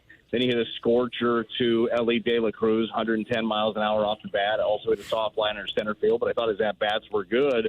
but he's going to be used sparingly. He's going to be a big option off the bench late against a left-handed pitcher and gives them some more depth that way. We'll see if that evolves, Carey, into him playing more often. But as of right now, they're kind of platooning that outfield and hoping somebody steps up. BT, the offense, look, it's to be desired, certainly the last couple of games. But when Jordan Walker got called up, for a split second, I thought the Cardinals might have entertained bringing up Lukenbaker. I know that there are things that the common folk don't see in baseball players, because I get the question all the time, too, about certain hockey players. Well, he's lighting it up in the American League, but I know that, it won't translate. Is there something Lukenbaker can do differently to get his opportunity? Because it's 2 years in a row he's leading AAA in home runs. Yeah, it sucks, man. It really does, because Luke and Bay, he's down there. He's frustrated. He's got 31 freaking homers in AAA. And he's saying, I can hit lefties or I can hit whoever. He doesn't have a position. That's the hard part. The position that he plays over at first base, you have $26 million wrapped up in that with Goldschmidt. And when he's not there, you have Burleson, who's arguably your best bat at the big league level. So that's the part that he runs into. Like, it would be helpful if he played a corner outfield spot. You've seen him. I mean, Luken does not move incredibly well. I don't think that the 6'4", 285-pounder is going to be roaming left or right field. But it sucks. I mean, honestly, when you look at the production that he's had the last couple of years, and then the limited action that he's got at the big league level, I mean, he really does not have many at-bats in the big leagues, under 100 plate appearances, I would definitely think. You almost wonder if change of scenery is what is going to be best for him for his next step. Now, organizationally, they haven't said that, obviously. They love the fact that they've got a guy with that sort of power potential sitting there. But if you haven't called him up by now, I'm not sure that there is a spot here for him. Brad Thompson joining us right now on the Fast Lane on 101 ESPN. Oli obviously is in a tough spot. He's got a job to do. He's got to get this team going and get them to the playoffs, BT, but he's in a tough spot because he can't take the ABs for everybody. The offense is struggling overall. In fairness, I don't think you want him to take the ABs. Right. That's the reason he got into coaching. Yeah, that makes sense. More so in the terms of him, it's not, he only writes the names down on the lineup card. Speaking of which, BT, do you think there could be some benefit, even though guys, I mean, everybody's struggling to some degree, right? Do you think consistency and not playing the matchups might benefit the Cardinals from here on out? The idea of the old pull the name out of the hat, right? Well, and stick with those names, or just say, hey, it's going to be the same guys. We're going to run them exactly. Yeah, second one. It's the chicken or the egg. I remember doing the show with you guys, and we had that conversation years ago. And it's every year. It's like, hey, these guys, if you plug and play every day, maybe you'll see more. Yeah, it's hard, right? You have information, and then you have gut, right? Your information is going to point you one direction, maybe your gut points you the other, and hopefully you have a sounding board of other people that help you put together whatever the best lineup for the given day is. I absolutely, Anthony, think there's something to be said for consistency. I think that players like to know day in and day out if they're going to be in. It is a good thing. But I also know this: when you put somebody in and day out and they don't get the job done, that's pretty tough to watch too. So we haven't seen, because everybody on this team, let's be totally honest, everybody on this team has been given some runway outside of Jordan Walker, who just got here, right? Has been given time and consistent playing time, and there have not been enough of them that you haven't been able to take it away from. BT, can you talk to me about kind of what the plan maybe going forward for Nolan Gorman is? He's a guy that, has the power, but also strikes out. He's third in the league in strikeouts. What is the plan for him going forward, and what do you think the Cardinals should do with him? Yeah, well, I don't know what their plan is, to be totally honest. And as what they should do, they should put out their best lineup every day. And I don't think right now, with the way that he's swinging it, he is part of your best lineup. Not in the lineup today. Donovan's playing second. Pham is out there in left field, who's been taking some good at-bats. Unfortunately, right now for Gorman, he isn't part of your best lineup. He has some of the biggest potential, if not the biggest potential, for power, for damage in your lineup, but he's not consistently squaring up the ball. So I think that they're going to find matchups that they believe are advantageous to him. And that doesn't mean every righty, obviously. That's going to find ones where maybe they profile into his swing a little bit better. I know that he's putting in the work every single day, early work in the cage, on the field, trying to figure some things out, trying to make some changes. I still feel like one of his biggest adjustments to make is something that he made early in the year, last year especially, is pitch selection. We're seeing him expand his zone again. We're seeing him offer at pitches that are up, and then the down the way is giving him a lot of trouble. So trying to be a little bit more selective. But you guys know how it is in every single sport and in life. Like when you're scuffling, you want to end up trying to do more. But I really think that you'll see his playing time be fairly selective, and he's going to have to try to figure out ways to force his hand back into that lineup. BT, another hot topic here, certainly over the last week or so, has been the amount of stolen bases versus the Cardinals. They're at the bottom of the league as far as catching base stealers. You know, what goes into that? Like, because we always just want to blame the catcher right away. Like, Herrera, he's got a weak arm, or Paez doesn't pop up fast enough, or Contreras, he overthrows, or everything goes towards the catcher. But what goes into a situation when a base is stolen? Yeah, no, it's a great question, Jamie, because you're right. The catcher is not the sole person responsible for that. They're generally the one that gets the blame when you're looking at the back of their baseball card or on their fan graph or baseball savant page. But there is more that goes into it. Now, that being said, that's an issue, too. That part of it is definitely real. But I think that the Cardinals pitching staff overall has not done the best job of thinking about that runner over at first base, generally, sometimes second base, and varying the looks and varying the timing and making sure you don't fall into tendencies. And it's not an easy thing to do, like especially when it's late in the ball game, you're playing tight games. I don't know if you guys noticed this. Cardinals have played a lot of tight games, 80 actually, that are within 3 runs. That's pretty impressive.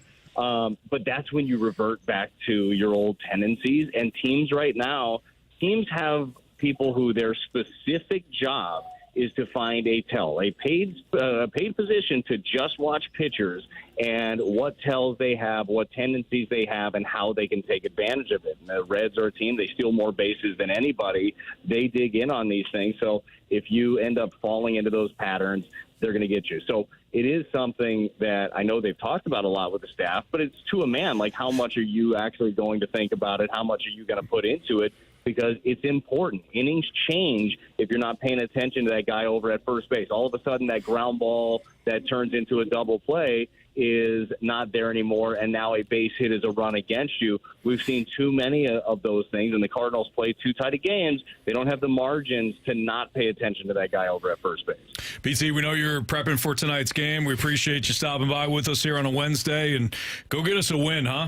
Do your thing. Yeah, tonight is the night. Look, crooked numbers left and right. It's going to be Emilio Pagan. Emilio. I was like, Emilio, the mighty duck man himself. Himself tipped his cap just like this. But, yeah, look, they've got to figure it out, right? We're going to find out how much they want it. We're going to figure out how much fight they have. And I believe that there's a lot more, but it doesn't matter what I believe. It matters what they go out and do, and I look forward to it this evening. Good man. All right, brother. We'll talk to you next week. All right, gentlemen. See ya. See you, buddy. That's Brad Thompson, World Series champion.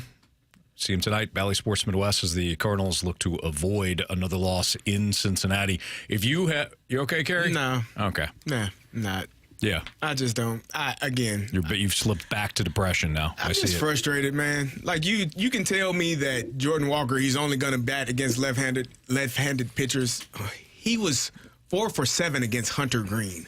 He's faced him last year. But it wasn't 5 years ago. Yeah, it wasn't long enough. Right. 571 average and OPS of 1339 against that pitcher. Yeah. No, that's a good call. Didn't matter. Like, I don't know. Well, we're going to play the numbers when it's convenient, and then we're not when we don't want to. So, yeah. Lose. That's where I'm at. Lose. I don't like that attitude. What did you say? Lose or did you say blues? Blues Q's. So if you got a blues-related question, send it into the Air Comfort Service tax line, will ya? Blues Q's next.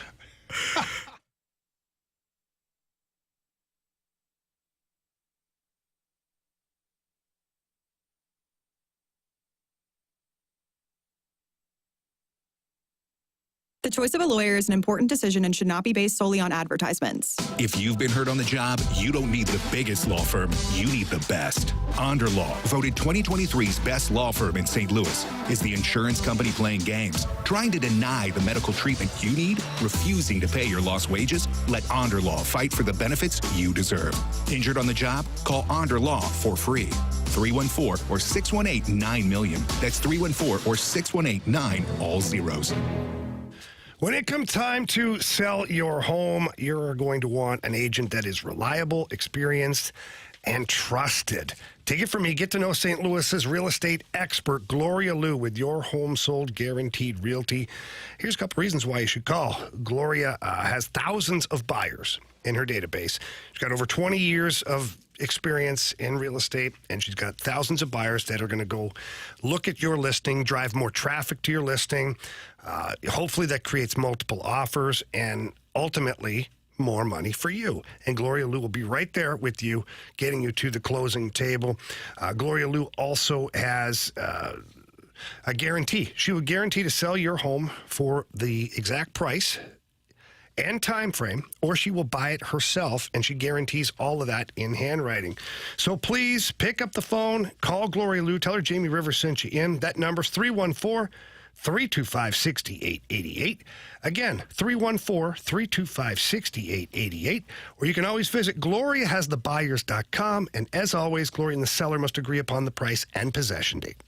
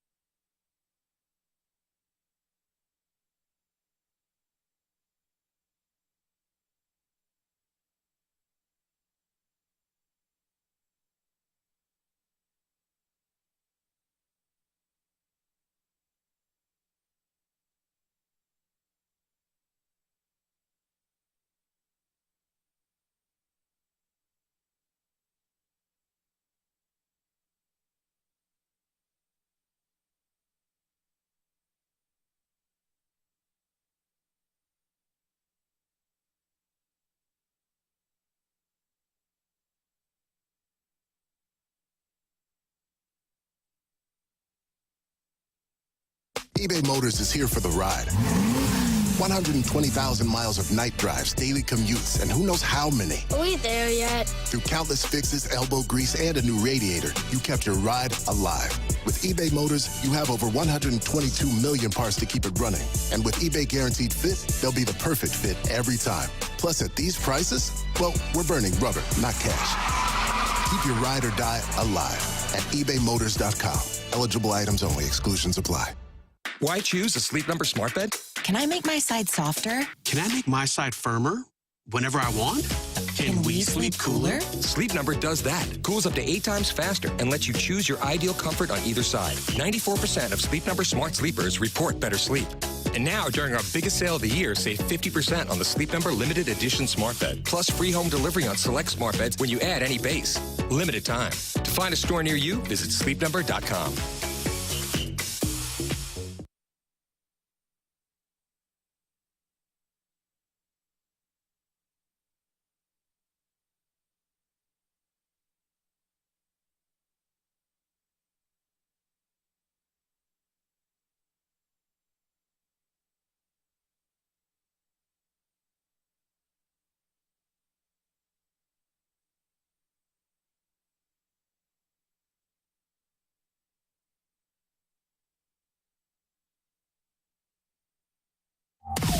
Now, it's time for the Fast Lane's Blues Cues.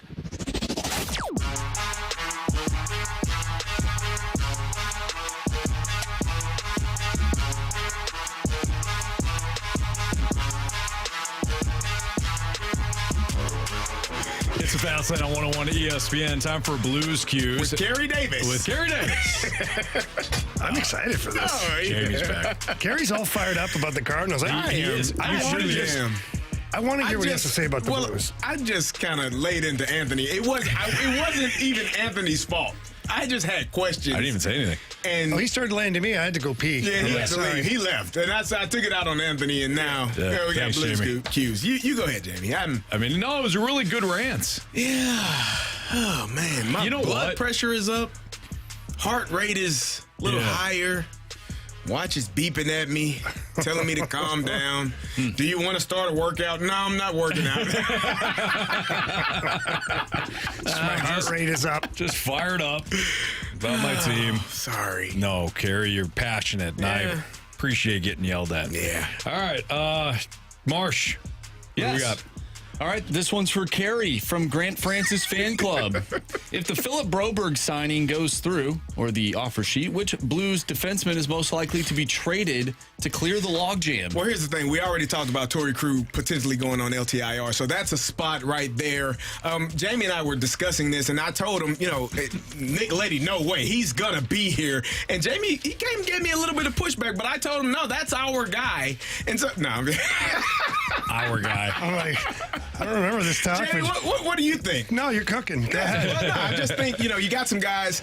Kessel, we're trying to figure out where he's going to. Tyler Tucker. We got a lot of guys on this roster right now that, going to be looking to move because you can only play a few of these guys. And right now we got 10, right? Only 6 of them, maybe 7 of them are going to dress. So that means 3 or 4 guys going to be looking for employment elsewhere. Yeah. So maybe the Blues are able to move those guys via trade, or maybe you end up having to waive a few of those guys. But, I think that it starts with Torrey Krug and whether or not he's going to be done for the season. That would be the first chip to fall. And then the Blues can figure it out from there. Yeah, well put. I think the Blues are going to probably carry 8 defensemen for a large part of the season. You're allowed to carry 3 extra guys. And I think up front, they'll carry 1 extra forward and they'll carry 2 extra defensemen. And if that's the case, then the math with Torrey Krug going on the LTIR, the math says that only 1 guy will be stuck without a chair when the music stops. Really? And who that guy is, it's too early to tell. Tyler Tucker finished the season pretty strong last year for the Blues. We haven't had eyeballs on Joseph for an entire training camp or preseason yet. Scott Perunovich, what does he come back looking like? Is he able to play every night for you? Is he your quarterback on the power play moving forward? A lot of these things are going to get worked out via training camp and preseason. What about Kessel? What are the... he's a right-handed shot. He's locked in. He's locked in. He's got a spot. And he played hard minutes last year. He played really well. That's the thing that people don't understand is there's stressful minutes and there's less stressful minutes. And when you play third paired defense, then your minutes are less stressful because you're playing against third and fourth liners. Like when I played, those were highly stressful minutes because you played against third and fourth liners, which usually had a couple of knuckle draggers in the lineup looking to take your face off. But it's not so much like that anymore. A little easier. But Kessel came in and right away, his first game, he played in a top 4 role against the Pittsburgh Penguins. He had Crosby and Malkin every other shift. So I think he's going to be part of your defense core for the season. I don't see him missing many games. Hopefully, he stays healthy and all that stuff. But yeah, the Blues have some things to sort out on their blue line.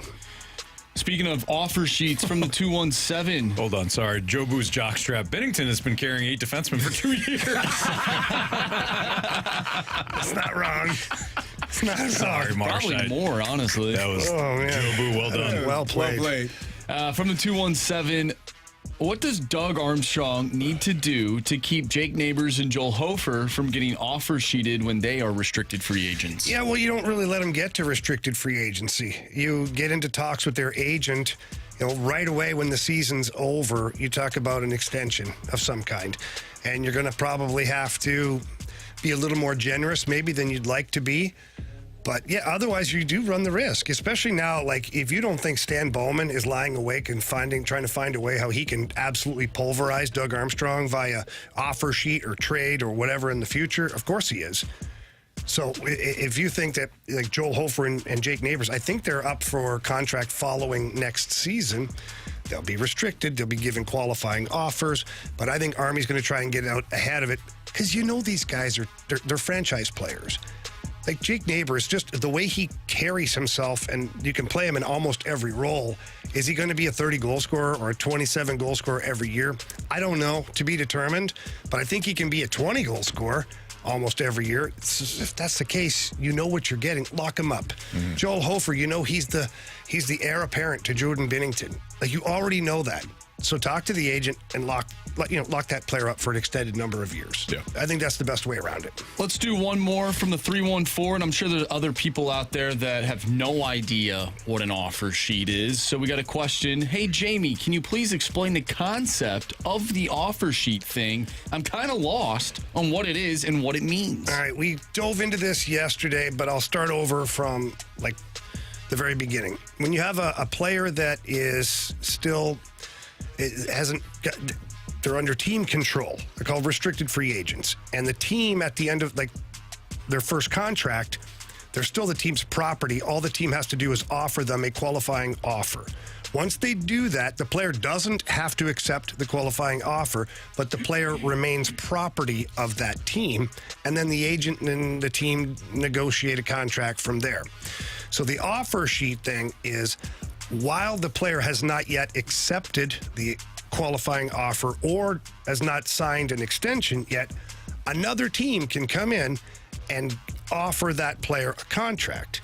If the player accepts it, that puts his current team on the clock for 7 days to make a decision whether they match the offer or they walk away. Now, the team that tenders the offer sheet, they have to be well aware that there's compensation going back the other way. So in this case, this particular case, we'll just use Broberg right now as our example. Doug Armstrong knew that it was a second-round pick that would have to go back to the Oilers. That's why he went and acquired that second-round pick from the Pittsburgh Penguins, so that he at least has that in the cupboard if Broberg is able to go to the Blues. Yep. So you make this offer sheet, and you are willing to give up a second or a third rounder or a first rounder, depending on the amount of money that's being offered. And then you hope that you get the player. Now, the Oilers, they've got a lot of roster management to do between now and the end of this 7-day period in order to fix their salary cap. So that's kind of the offer sheet, is you're basically making an offer on somebody else's property, trying to steal it. And if the other team can't afford to keep their property, you get it. There you go. Well done. All right, we've got a returning Gauntlet contestant. Round three for our guy, Jared. It'll either be Jamie or Marsh next on 101 ESPN.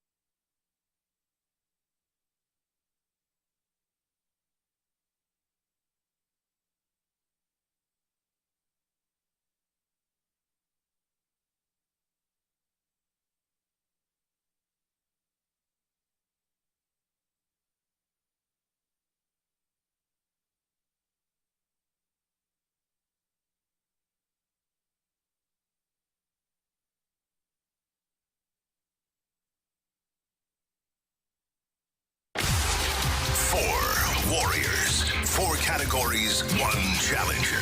Can you survive the gauntlet?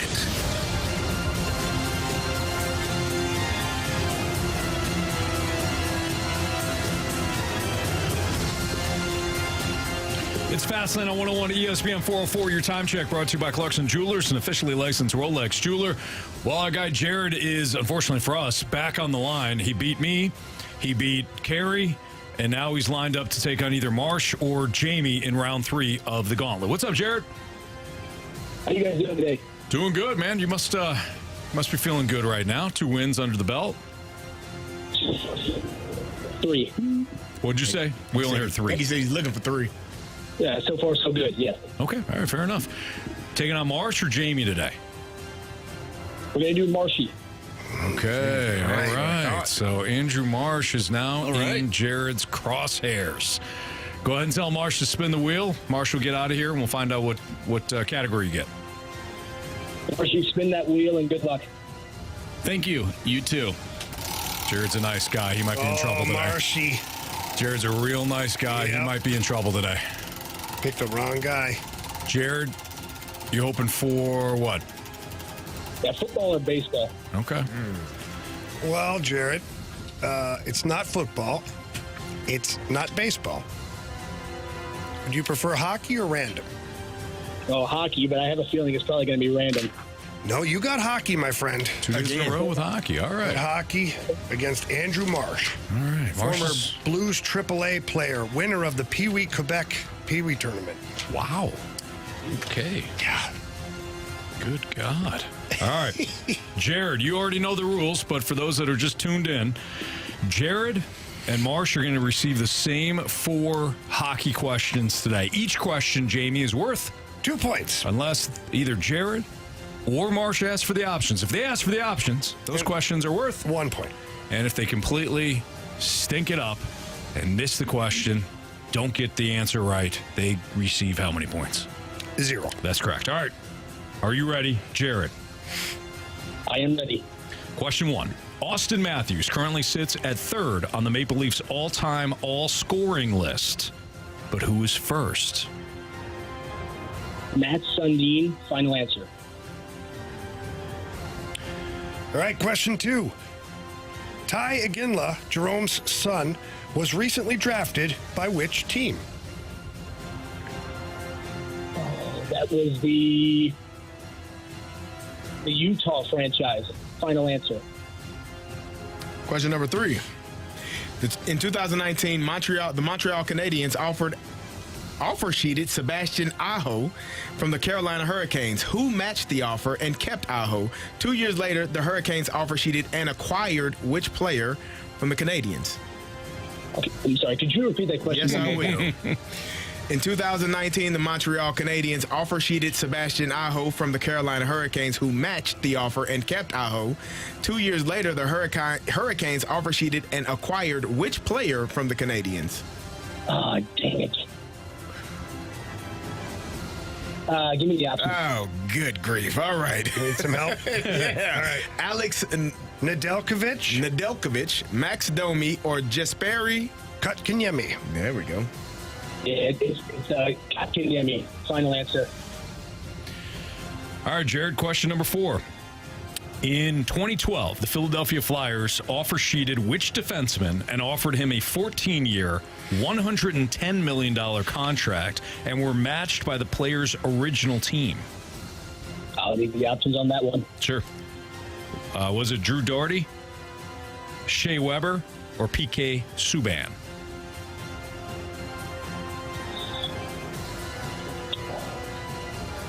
Let's do Shea Weber. Final answer. All right, let's bring back Marsh from the Cone of Silence. Jared, how you feeling? Feel okay. Okay. See how Marsh feels today. Yeah, we'll see how Marshy feels today. I feel like Marsh hasn't participated a lot here in the Gauntlet. No, he was on a recently. heater there, and people didn't want him. They didn't want a piece of Marshy. Yeah. All right, welcome back, Andrew. Hello, hello. How's the Cone of Silence? It was great. Cone of Silence. It was great. Looked like you're alone silent there. Yeah. Okay. A little silent. All right. Marsh seems locked in today. It's pretty much every day. He probably got good sleep last night. Doubt it. Yeah. He wasn't up until good sleep 4 this morning. a.m. He was up playing college football against some 12-year-old in a foul.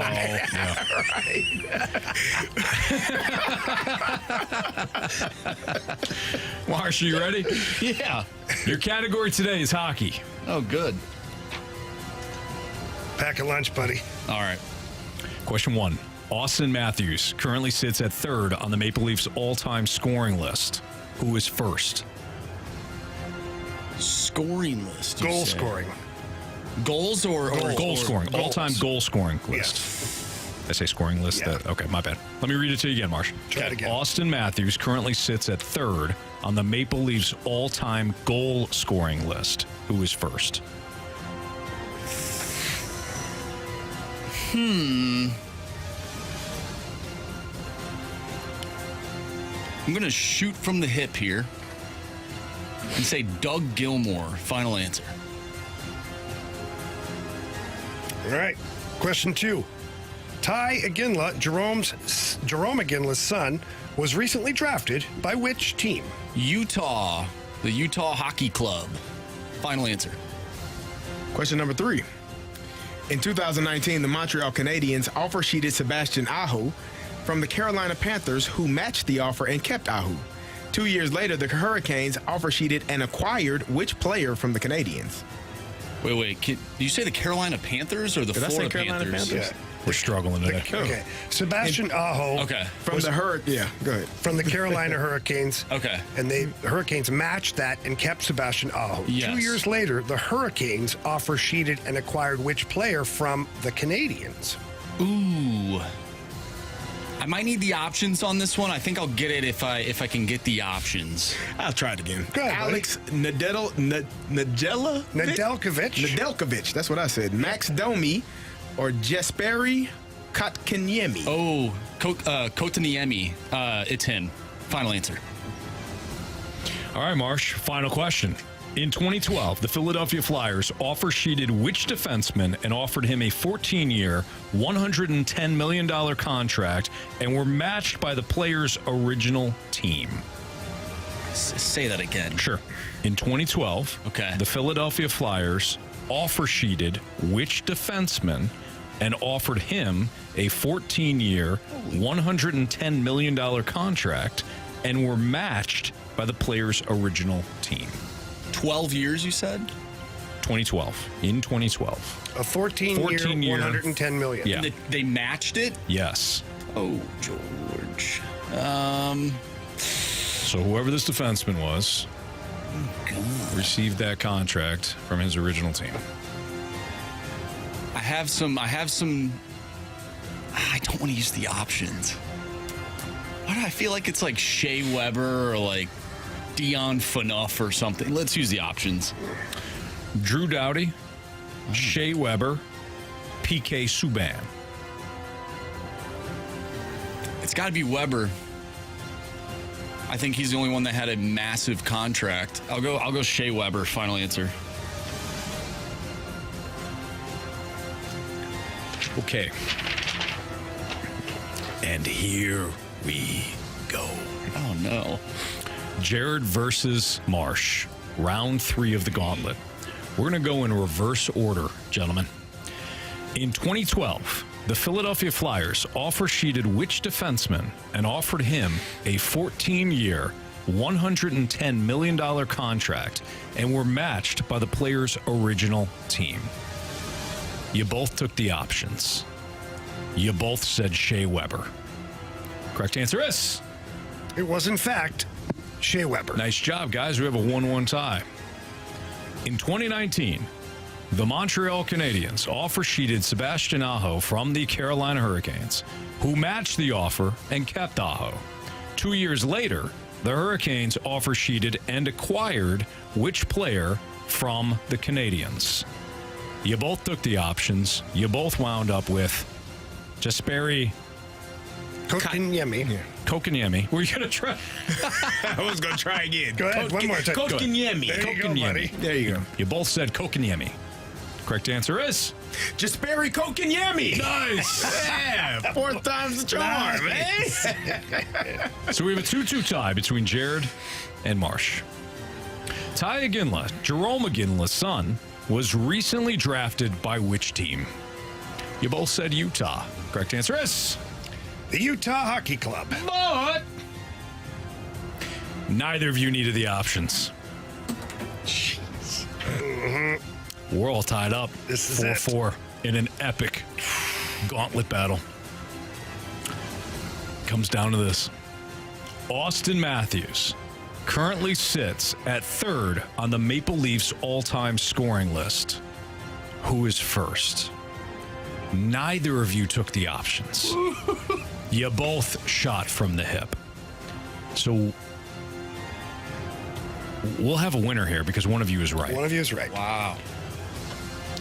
Marsh, you said Doug Gilmour. Jared, you said Mats Sedin. That was my other guy. It was either one. It was one of the two. If it's Mats Sedin, Jared wins. Sundin. Because the Sedin twins were different. Just want to make sure you... No, yep, gotcha. If it's old Matsy Pants, there you go. Jared wins. I think he hit the tenure. If it's Doug Gilmour, Marsh wins. Jamie, who's the all-time goal scorer for your Toronto Maple Leafs? Doug Gilmour had a great career with the Maple Leafs, but not as good as Mats Sundin. Jared. You have chosen wisely. Jared, kudos, man. Well done. Mm-hmm. That was impressive. It was. You have now advanced to the final round where you will take on Jamie Rivers tomorrow. Congrats, man. Thank you, guys. Marcy, what a matchup. That was awesome. That was a barn burner for sure. Good job. Good job. Nice, man. You too, man. All right. See you tomorrow, Jared. Yeah, we'll call you tomorrow, Jared. Get some sleep tonight. Yeah, I'll need it. Don't worry. Don't be staying up playing NCAA or, doing any of that. Get some good sleep. Wow. I don't even own the game, so we have no worries there. There you go. Jamie must have stole it. It's bedtime, Jared. He's snuck in my house. All right. See you, Jared. See you guys. That was impressive, man. He was good. Sometimes we get the delay, the repeat of the question. He knew question one, instantly. He did. Yeah, he did. And he knew Utah right away. He had to use the options. The Shea Weber one got you a little bit, but you still would have fallen by one. Even if you didn't take the options. Oh yeah, you're right. Okay. It would have been 6-5. You're right. All right. Because at first I'm like, no. But it didn't matter. Yeah. So Jared advances, man. Marsh, nice effort, dude. Seriously. Yeah, that was a really good gauntlet. Hey, if I gave you the options on the first one, Sundin, Sittler, or Keon. Those were the options? Yeah. Oh, I would have went Matt Sundin. Yeah. So maybe still would have lost. Not if he said Shea Weber. If I would have said Shea Weber without the options, and then, but that's what Jared, if? Yeah, Jared that's won. like what if the Cardinals were a good baseball team? We'll never know. This is one. Ouch. This is one that fell in my wheelhouse. That would have got all of them. I would have got, yeah. Clean sweep. That would have been a tough one for Jared. We'll get random tomorrow. No, watch this. I don't even want to put it in the universe because the wheel listens to everything, but I'm just going to say this. What category has Jared wanted this entire Football. gauntlet? No. Baseball. Well, he said football, He said baseball. football or baseball, yeah. But So you get football. So it's going to be football or baseball tomorrow. Probably. We just know how that works. Yep. Or He's random. talking into it. He's talking. He said everything but the one he wants. I see you, Jamie. The wheel. I would love to get random. But well played. The one I don't want, let's be honest, I don't want hockey. There you go. Jamie knows damn well you're not going to fool the wheel. The wheel knows. The wheel. It doesn't like our just. phones. It doesn't just listen. The wheel gets into our soul. The wheel knows. Gave me hockey yesterday. Do you guys want to? Let's just test it out real quick. I'll spin it. I'll spin it again. Don't waste it, Marcy. Okay, never mind. We'll wait. I was just going to see. I just want to test it. I kind of want to see it. I kind of want to see it. Which one do we not want? Yeah. So you don't see. Spin that wheel, Marshy. So you don't see. Let's on hockey. I'm going to be furious. Spin that wheel, Marshy. Don't look. Let's see. Just give it a test trial. It's going to be hockey. What do you not want? He doesn't want hockey, allegedly. It's random. Okay. All right. Now, did we just burn that one? Yeah, so. you gotta I burn don't it. know. We had random like 3 times in a row. Yeah. All right. That's awesome. I don't think the wheel cares. Are we seeing the beginning of the end of the Cardinals right now? If you're Halfway Jamie, Jamie's not even halfway there. He put the toe tag on the body earlier. That's next on 101 ESPN.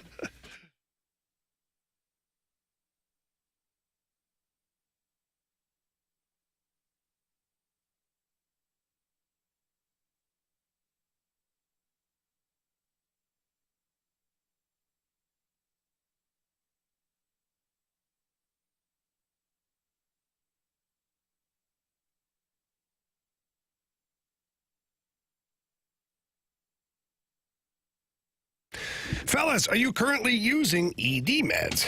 Well, if you are you paying too much for those ED meds? You probably are.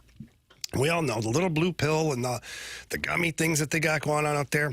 Stop paying too much. Head over to the medicine shop in St. Charles. They are your destination for cheap ED meds. They've got a generic called Sildenafil for less than $2 a pill. It's a fantastic deal. Prescription is required. And if you have a crazy life, crazy schedule, busy at work, busy kids and sports and all that stuff, and let's say you can't get to the pharmacy to pick up your prescriptions, don't worry about it. The medicine shop in St. Charles, they offer free discreet shipping and delivery to your home or your workplace. It's a fantastic program. I take full advantage of it, especially during the crazy hockey seasons, and you should too. So stop by the medicine shop in St. Charles. Ask them about that program or anything that you need from them. They're going to give you incredible customer service. Again, tell them that Jamie Rivers sent you in. And if you can't get there in person, visit them online at stcharles.medicineshop.com. Again, that's stcharles.medicineshop.com.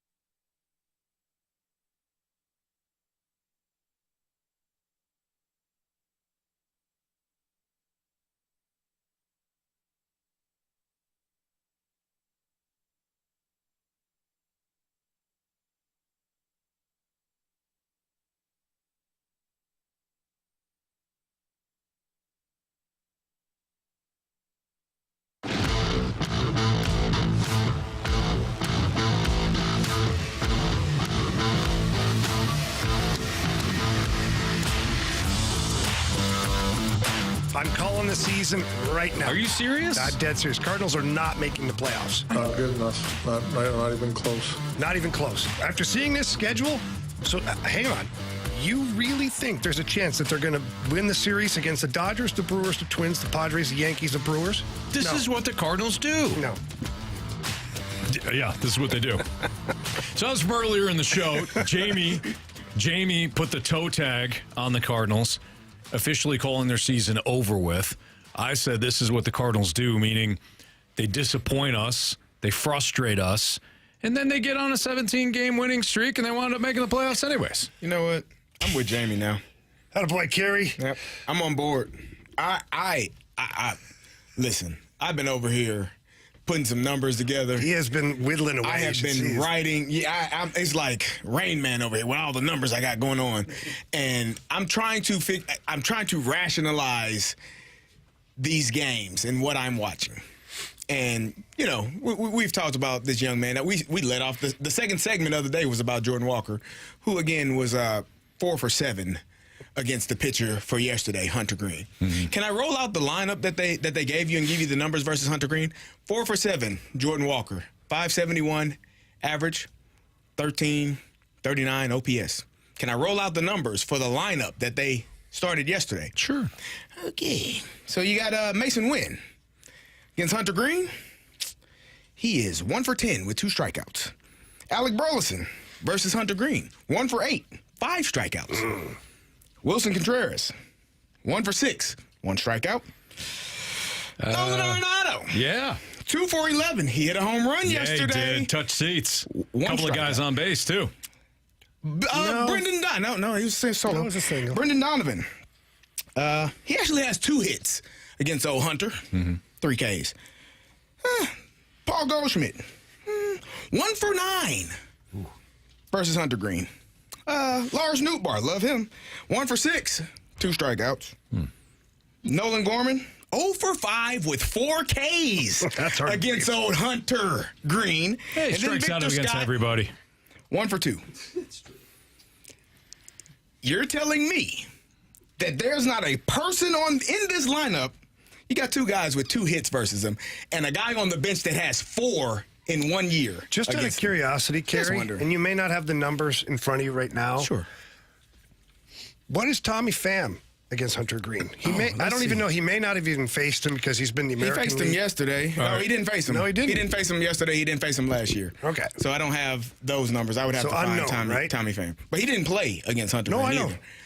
Oh, well, you know what? That's a good point, Jamie. Let's look that up because I bet you he's got a 600 batting average and a 1,200 OPS against him as well. Sit him down. All right, Carey, you do that. Let's hand out some Cardinals tickets here. 101 ESPN, that's us. We have a chance to win a 4-pack of tickets to next Tuesday night's Bud Bash game for Cardinals versus Brewers. Next week's Bud Bash game features a limited edition Woody Williams bobblehead. You can get all the details on this season's series of Bud Bash Cardinals games now at cardinals.com/promotions. Here's your trivia question. Since Hunter Green dominated the Cardinals' faces last night, let's do a Hunter Green trivia question. He was selected by the Reds, the 2nd overall pick in 2017. Who did the Twins take 1st overall in that draft? Hunter Green, 2nd overall to the Reds in the 2017 MLB amateur draft. Who did the Twins select 1st that year?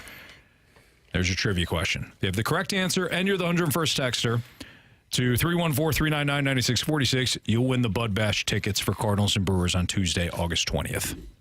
Carey? Yeah, I got him. I think he faced him 1 time, and he was 3 times. He was 1 for 3. It's not bad. Not bad. 333. Yeah, but you didn't have him or Walker in the lineup yesterday. Well, why would you? You're playing the matchups matchups of a bunch of guys who can't hit the ball when he pitches. Wonderful.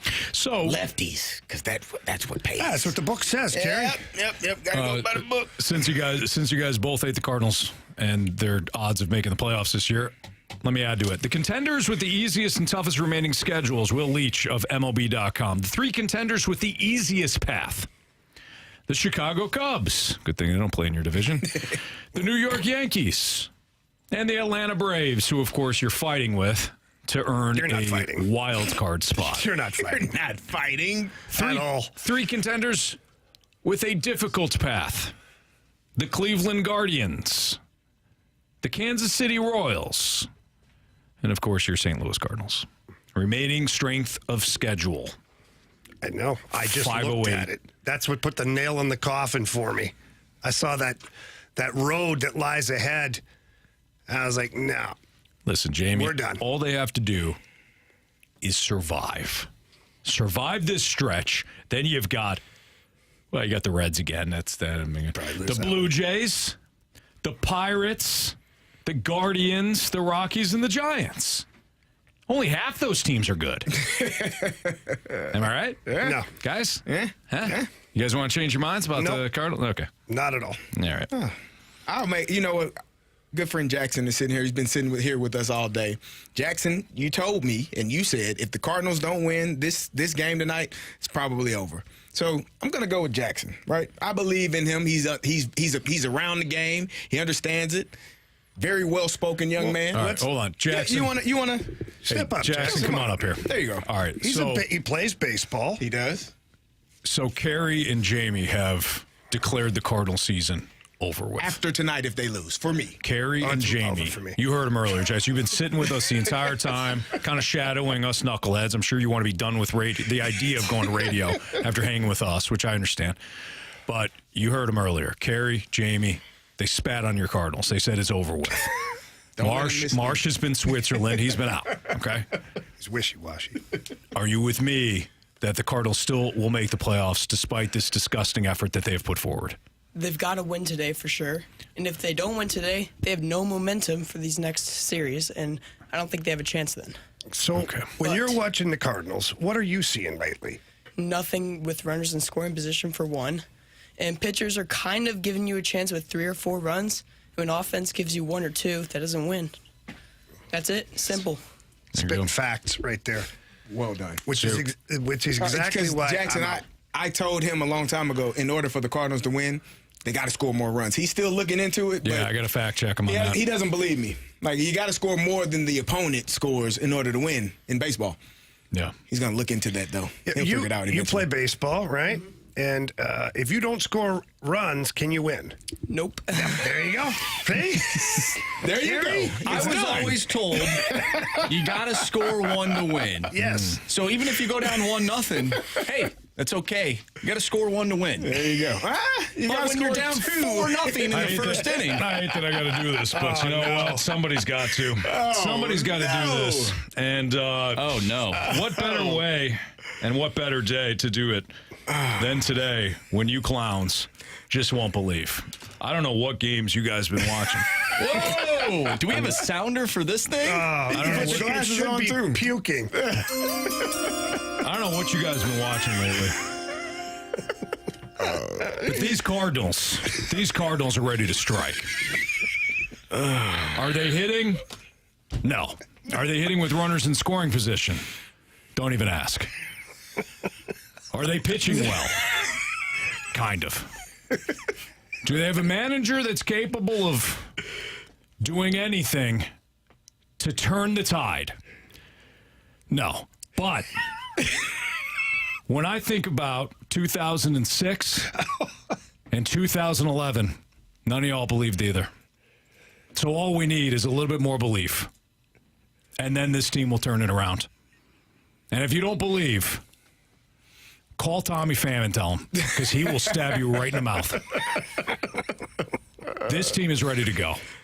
It's ready to strike. It's basically been a tiger sleeping for most of the season. But now it's got a gazelle insight, and it's ready to go. More like a bear. I still believe. From wintertime. That's fine. Bears will claw your face off, too. That's my point. I when they're hibernating. Whatever. Some bears don't hibernate. Polar bears. Just Anthony. He's going to get it all. Thanks, Jay. Thank you. All right. Thanks, guys. You feel dirty. You got to feel awful. I feel awful. Feel terrible.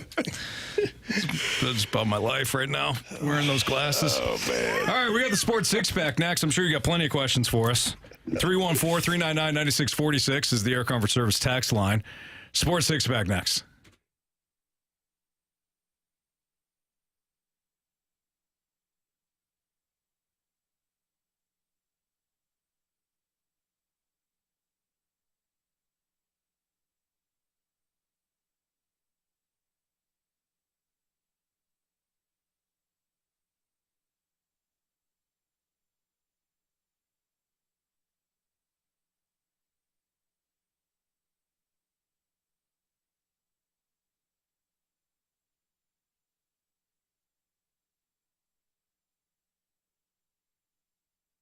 Hey, if you need a new roof, or if you got a leaky roof, damaged roof, whatever it may be, you just got a roofing issue, you got to call my friends over at the Happy Roof Company. That's what we're doing right now because we actually experienced some hail damage, and we're running some issues with the insurance company. We're like, well, what's the deal? We're looking outside.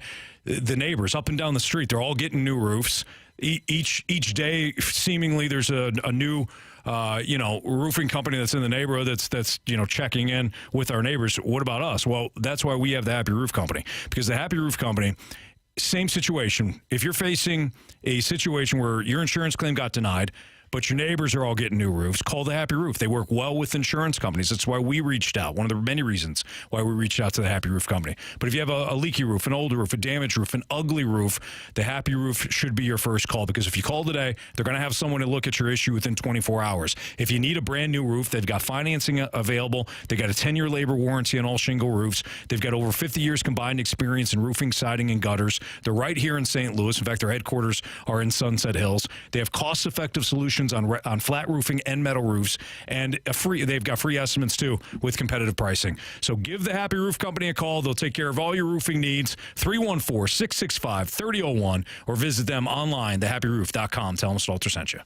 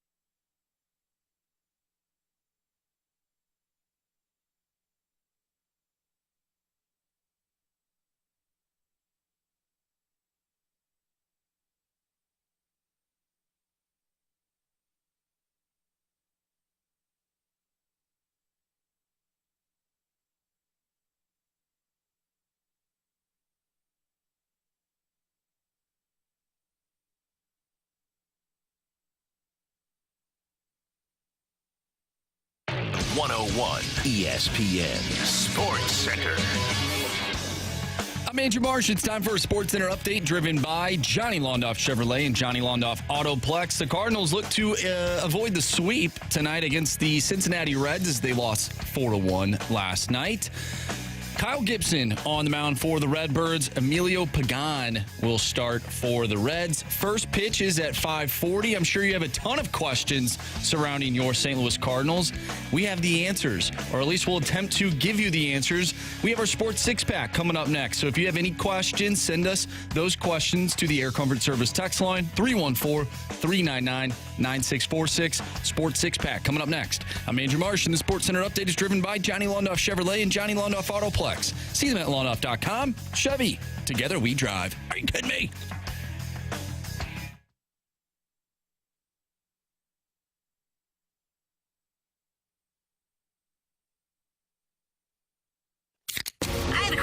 It's time for the Fast Lane to answer your sports questions. I want to ask you a bunch of questions. I want to have them answered immediately. Asking me all these weird questions. Answer the question. Answer the question. Answer me! The Sports Six Pack is now. All right, time for our Sports Six Pack here in the Fast Lane on 101 ESPN, Part 1. If you have a question, you can always send it into the Air Comfort Service text line, 314-399-9646. Marsh, go. Question number 1. All right, this is an interesting question from the 629. Does putting on a jersey/uniform help an athlete on the days when they just aren't feeling it? I run a small business in the trades, and I wear virtually the same uniform every day. Several pairs of the same socks/pants/shorts/shirts with my logo. On the days I don't got it, it really helps my mental state to put on a uniform and go out and do what I got to do. Okay. Does it help my motivation to put the jersey on when I game time? When I just don't got it.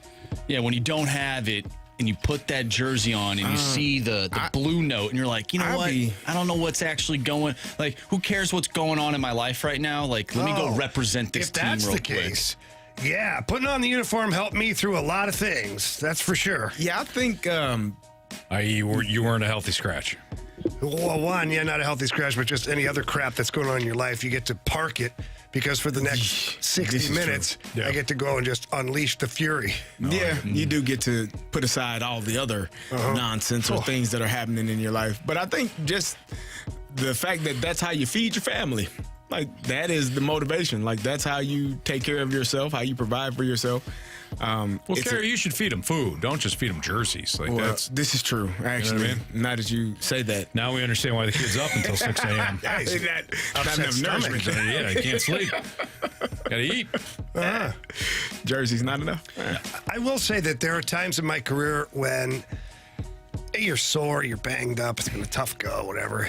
And as you're putting on the jersey, I would have a thought of a former player of that organization. And I'd think to myself, would I want to embarrass myself in front of that guy today? No. Like, here in St. Louis, it was always Bobby Plager. Bobby Plager's at every single game. And, like, if you don't go out there and play hard, Bobby didn't expect you to score goals if you're not a goal scorer. Go out and do what you do best and represent the logo. He's going to be like, Bobby's at the game. I don't want to embarrass Bobby, and then, like, when you're playing for the Islanders, you got Bob Nystrom that's at the games, and some of the guys from when they won on their 4 cups in a row, that whole thing. The Bruins, it's self-explanatory. The Red Wings, self-explanatory. So there are times, you're, like, putting on the jersey, you're like, I would not want this guy to come and call me out. Yeah. Question number 2. Okay. Anthony, there's some people in the text line that are comparing your whatever that was in the last segment, that speech, comparing Passion? it to, sure. They're comparing it to, we are going to rally around Kurt Warner's speech. Yeah, thank you. Would you say that this is your best work Warner in terms of a speech, or have you had other speeches in your lifetime, perhaps at school, that you made and you're like, man, I really killed that? Yeah. Right before the Blues won the Stanley Cup, I remember giving a very passionate speech to our 101 ESPN listeners. Jamie wasn't here. Surprise, surprise. I wasn't? And I made a prediction that the Blues would win that night. And I felt everybody was rallied behind me on that. I've been known to win a game or two in flag football. So I'd like to think that our kindergarten team was inspired a couple of times by some of the speeches that I gave. There's just to name a few. But that one that I just gave, no, I don't think there's anything that's better than that. And I can't wait to the Cardinals after they they make the third wild card and they hang a banner. They have me out. Take pictures out there. A banner, a World Series banner? A third wild card banner. They're going to have one made. And then, have each and every one of the Cardinals, not only just the players, I think their whole family, anybody that works at Busch Stadium, anybody a part of the Cardinal, the ticket sales, Team Fredbird, the ownership group, come up to me and say, hey, what you said that day on August 14th after Jamie and Carey and everybody else gave up. So I just want to thank you because this was something magical. That must be how Jason Hayward felt. Probably. Yeah. And Frick James has it right. My name's Anthony. I like to party.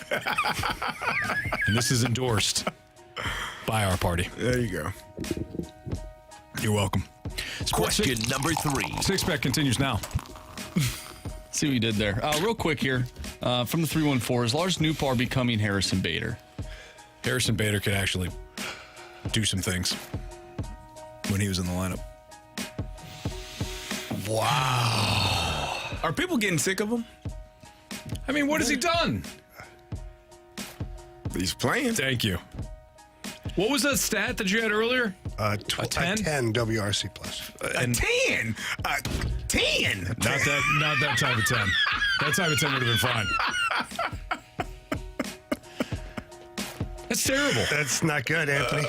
Harrison Bader, there was a point, I remember in his August after Mike Schilt got placed as the interim manager, Harrison Bader, ignited the team some nights. Mm-hmm.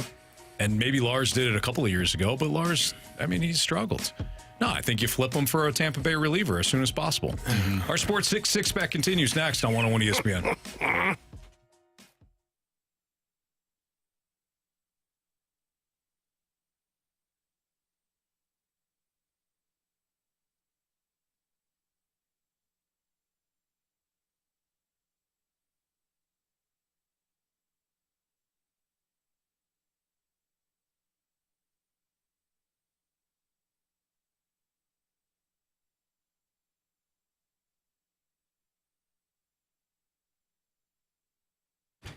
Jamie, if you're purchasing a new house and you need that loan, that perfect loan with a perfect interest rate and somebody that's going to help you save money, who do you go to?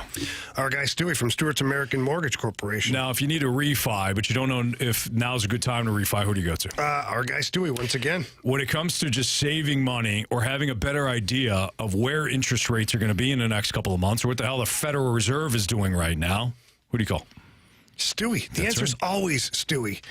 He's the number one guy in the business. He's got a ton of great programs. He's got the bagel loan where you borrow $200,000 or more.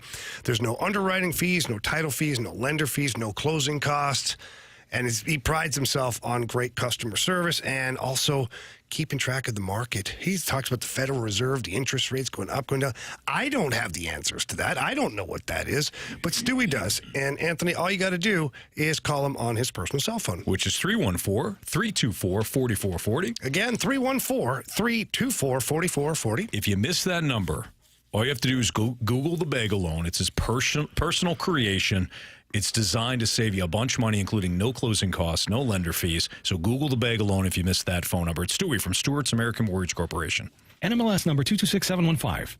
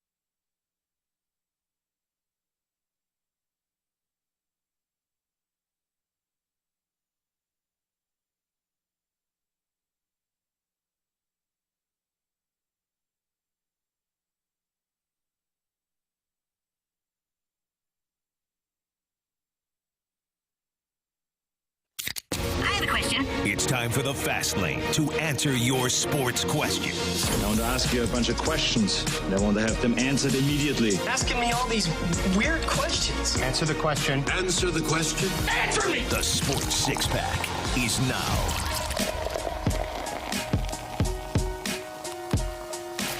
All right, let's continue our Sports Six-Pack. Carey Davis, Jamie Rivers, I'm Anthony Stalter. Marsh, go. Question number 4. Please. You always do that. Yeah. And I'm like, whoa, hey. Whoa, wait. All right, here we go. From the 3, here we go. Come on, here we go. Come on now. Scott Stapp kept saying that in between like every single song at Creed. Did he? I don't know if you picked up on that, Jamie, but I've been saying it all week now. In between conversation, I'll be like, here we go. Come on now. Did he pick up on that? No. No way. Between songs, I was picking up my bourbon. Here we go. Oh, here it is. Or shaking the empty glass. Refill me, please. Why is this empty? What did I tell you about that? All right, from the 314, how do you think the when the Cardinals do not hit 3 million attendance, what or who will ownership blame it on? What is the not excuse? Oh, the fans aren't passionate enough. Yeah. They don't want to win. They don't show up and pack the stadium. Didn't buy enough hot dogs. They'll be there this weekend. And Dippin' Dots. And nacho Bacon-wrapped helmets. wieners. And bacon-wrapped wieners. They'll be there this weekend. Showing up. Who will? The fans. Because the Dodgers are in town? And Shohei is in town? You better believe it. Yeah. Mookie Betts. Freddie Freeman. Mm-hmm. No Tommy Edman, though. No. Unfortunately. But, it will be the fans. It will be. That's ridiculous. Well, it's already the fans' fault because they didn't show up enough last year, so we couldn't go get a higher free agent. Yeah. This is on you. What, this Carey? is your fault. Because if they'd have packed the house, they would have went and got a... Well, look at the payroll went way up after Albert's year. Just ask You Mo. okay, Marsh? No, that was a sneeze. I thought he was throwing up. He may have been. It was all at the same. Yeah. Yeah. He happened to just be sneezing as he was trying to throw up. Sneeze and vomit. They call it a snozzing. Yep, that's exactly what they call it. You guys ever sneezed and farted at the same time? Nope. I have not. Because I could have done it right now. I have done that. may have. Yeah. No, I've definitely done that. I remember getting a hernia one time because I was sneezing in the middle of the night when I was urinating. And it blew something out 4 weeks before camp. Oh, that's painful. Yeah, it sucked. Sneezes are dangerous. I've hurt my back sneezing. Mm-hmm. If you have you ever had a rib injury? Your back? Almost. You ever had a rib injury, Jamie? Yeah, I've had broken ribs on both sides of my body. Sneezing, breathing, coughing. Just laying in bed. Thinking. Just life. Yeah, anything. Stinks. Yeah. Yeah. Yeah. Not great. Nope. Not fun. So it's the fans' fault. Correct. Gotcha. Yep. Question number 5. From the 217, having a minor medical procedure today, in quote, or not in quote, in parentheses, I'm fine. That's good. And using some prescription painkillers. Can you tell us some safe for radio stories about people doing funny things on their medications? Oh, boy. Well, I think when you get your wisdom teeth pulled. That's what I was thinking, the wisdom teeth. There's a lot of videos of people when they get their wisdom teeth pulled, and like the medicine is, you think like your tongue is missing or, something is not there. You start freaking out. Seen that. But I don't have any other stories. Me neither. Nope. You kind of lost it with safe for radio. Safe for radio. You lost it with safe for radio. Yeah. So all I can say I'll give you some advice though. Get off them as fast as you can. There you go. ASAP. Yep. Yeah. There you go. The moment you feel good enough, start taking ibuprofen or Tylenol or something else. If you don't have to take them, don't. Yeah, and if you don't have the pain, then don't take them. Yeah.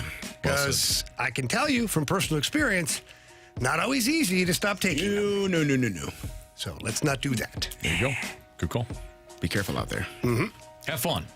But be careful out there. There you go. Visit my friends over at Dirt Cheap. They've always got the best. Thank you. It's probably better than your meds. Question number 6. Good job, Marsh. Good job. From the 314. Is it more likely that the Cardinals finish 5 games above 500 or 5 games below 500? 5 games below. Okay. 5 games above. 5 games below. How many games they got left? They're at 500 right now. They got 42 left. That schedule, I told you. There'll be 8 games under 500 following that stretch. I mean, they might be 1 game under tonight. By 10 o'clock. Here's what I know, guys. Here's what I know. Way before that. 8 o'clock. When everybody, Oh, God. when everybody's out, when everybody's out, that's when you jump on the other side. That's I know it for a fact. Okay, so everybody's the Cardinals can't hit, they can't do this, they can't do that. They're going to finish 10 games below 500 or 5 games below 500. When everybody's on one side, you go to the other side. Is that how that works? It's science. It's physics. It's history. It is. Sounds like And it's mathematics. It does. And the smart money sounds like you go with the Other side. No. All the sharks are on the Cardinals Here's the deal. this year. We don't know anything. We prove that every day, Monday through Friday, 2 to 6. Okay? So if everybody's saying the Cardinals won't make the playoffs, well, sign me up for those 2 birds on that one bat to jam said bat right up against other pitchers and hit it. Get a bunch of runs. Starts tonight in Cincinnati. Cool. Mark my words. Cardinals will make the playoffs. 3rd wild card. You're still not willing to put your money where your mouth is. Hang the didn't banner. make a bet. Hang the banner. Is it time for Oli Marmol to stick to his best lineup? Talk about that next on 101 ESPN.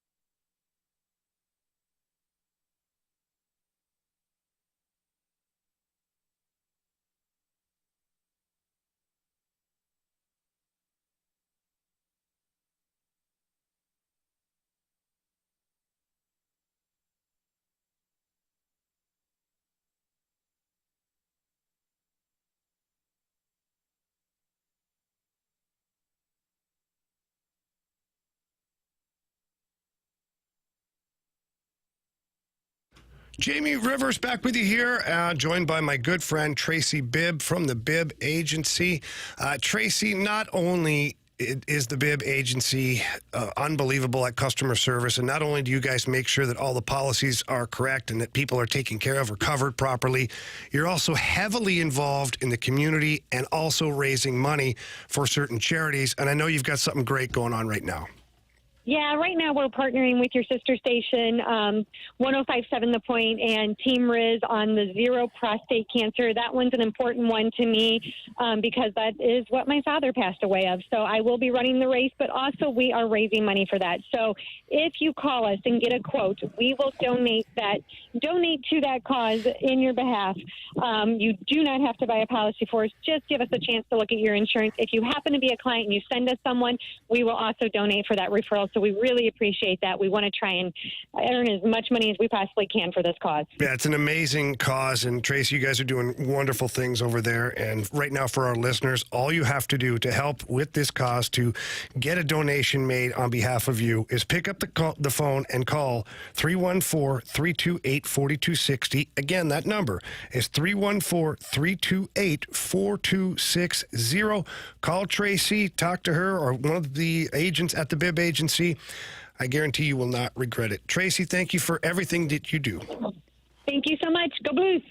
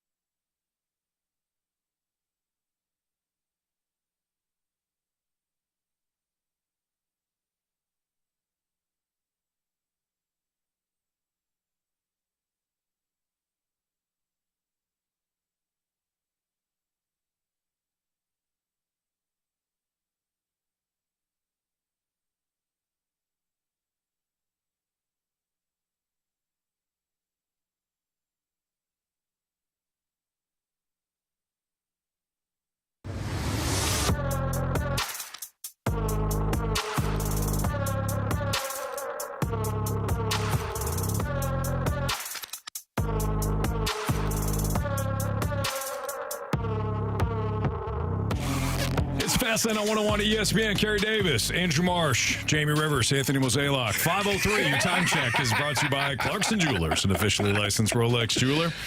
Is it time for Marmol to stick to his best lineup? Let's just start off here. Now you get it, right? Yeah. He doesn't have a best lineup. Yeah, You all trying to be crazy. I Yeah. actually read what we were doing, and I just burst out laughing. So let's change it to this. What would be the lineup you would love to see like rolled out consecutively or consistently from here on out? Ooh, should we play our game? We did this last week. We should ask Anthony who has the better lineup, Jamie and I or Carey. Playoff lineup. We did this, Anthony. We did do this last week. Playoff lineup, huh? Just a week ago, and now you guys are all done. Have you seen this? Have you not, you don't watch the games? You don't watch the games, I Anthony. was there last Thursday when they nearly won. Rip that win out of the... Yeah. So you guys want to give me your lineup, or? Yes. I don't even remember. Marsh, you have it, right? I have him. Marsh's poll was out there. Oh, nice. And yeah, so I'm not going to say whose lineup is which, right? Okay. You just take it in, let it marinate. Take it in. Okay. If you don't like it, send it right back. Just take it right in. Okay, so this first lineup has Mason Wynn. I like that one. First, shortstop. Batting second, Alec Burleson, DH. Wilson Contreras is batting third. Tommy Pham is your cleanup hitter. This must be Jamie's. Batting, he's batting fourth. He's in left.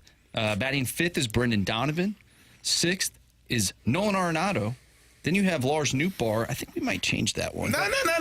Keep it how you got it. You don't get to change anything. Right. Don't no. yell it. No, I know it's Jamie's. You don't get to change it. What? Recency bias. Recent change. No. Keep it how it is. Okay. Nootbaar, seventh. Eighth is Paul Goldschmidt. And then Michael Ciani, Victor Scott batting ninth. So either or. Who's ever helping? Whoever's. I got it. Who's ever helping? Okay, so that's that lineup. Okay. Then we got this next one. We got this next one. Mason Wynn, Tommy Pham in left field batting second. Wilson Contreras batting third. Your cleanup hitters, Paul Goldschmidt, who's playing first base. Batting fifth, Nolan Arenado. Batting sixth is Jordan Walker in right field. Batting seventh, Alec Burleson, the DH. Eighth is Brendan Donovan. Michael Ciani, Victor Scott, ninth. I like that second one a lot. Well, what do you know, Anthony? Get out of here. But this was a week ago. Yeah, this was before Lars Nootbaar had a 10-plus They've played 4 games since then. Yeah. We didn't know that we didn't know Walker was coming up. Walker hadn't hit any. But that was based on, that was before he came up. Okay. That was based on what he's been doing in Memphis. Oh, Carey. And what Lars Nootbaar does here. I guess you could say that Carey had a vision of Jordan Walker being up with the big squad. They had Paul Goldschmidt not even in the lineup. I was done with him. What was yours? So did you and Jamie combine? It's funny because we went, 1 to 2 to 3, and Jamie and I literally had the same lineup. Interesting. Actually, Jamie's original lineup did not have Goldschmidt. And then I was mad at him. Then he got talked into it because I was like, who's playing first base? And he thought about it. Who's and he on said, first? I said Lukenbeek. Okay. He probably did. All right. I definitely like Carey's a lot better. Like, not even close. Yeah. Well, the listeners don't agree with you because Marsh's poll voted for us. It was voter suppression. It was a landslide. But it was all Marsh's. It was voter suppression. You stop. Just stop. But it was all the people that normally are on your poll. That's right. There you go. Yeah, there's a extras. little bias there for sure. Yeah. A few extras. Okay, so if we're doing it today, then, like, what's the lineup that you would like to see? There's a big difference in this lineup now. Yeah. All right, so Win. We all like Win. Win. I still like Tommy Pham there. I don't. Burleson. I like him there. Contreras, third. I'm fine with that. Yeah. This 4-5 is where you get screwed. Bag of sandwiches at 4. Seriously, this is why I had Tommy Pham at 4. Yeah. Like, he actually, it's a possibility he might run into one. Now, right. Based on the numbers right now, you have to put Nolan Arenado at 4. He's been hitting really well over the last 13 games. What I might do at 4-5, separate buckets, separate mops, jam the mops in the buckets, then like duct tape bats to them, okay, to the mop, and then Bat Boy's got to haul that mop broom bat combo out to out to home plate and put the bat out there. So then the bat boy's batting? No. Essentially, yeah. He just sets it down and then walks back to the dugout and grabs the other one. So that's your 4-5 hitter. It's a mop. But just with bring a them jam doing a both buck up there at the same with the time and bat. get it over with. Well, one's got to go in the on-deck circle. So Arenado here? Yeah, based on his last 13 games, he has to be the guy. Nolan Arenado. That's fine. Whatever. I mean, if we're doing this recency Who's thing. fifth? Why are you getting all aggressive? Who's fifth? I just asked her a question. Goldie. What have you got? Paul Goldschmidt. Goldie's fine. No, not at 5. Goldie's not hitting in the 5 hole. There's Donovan 6. No. I'm fine with that.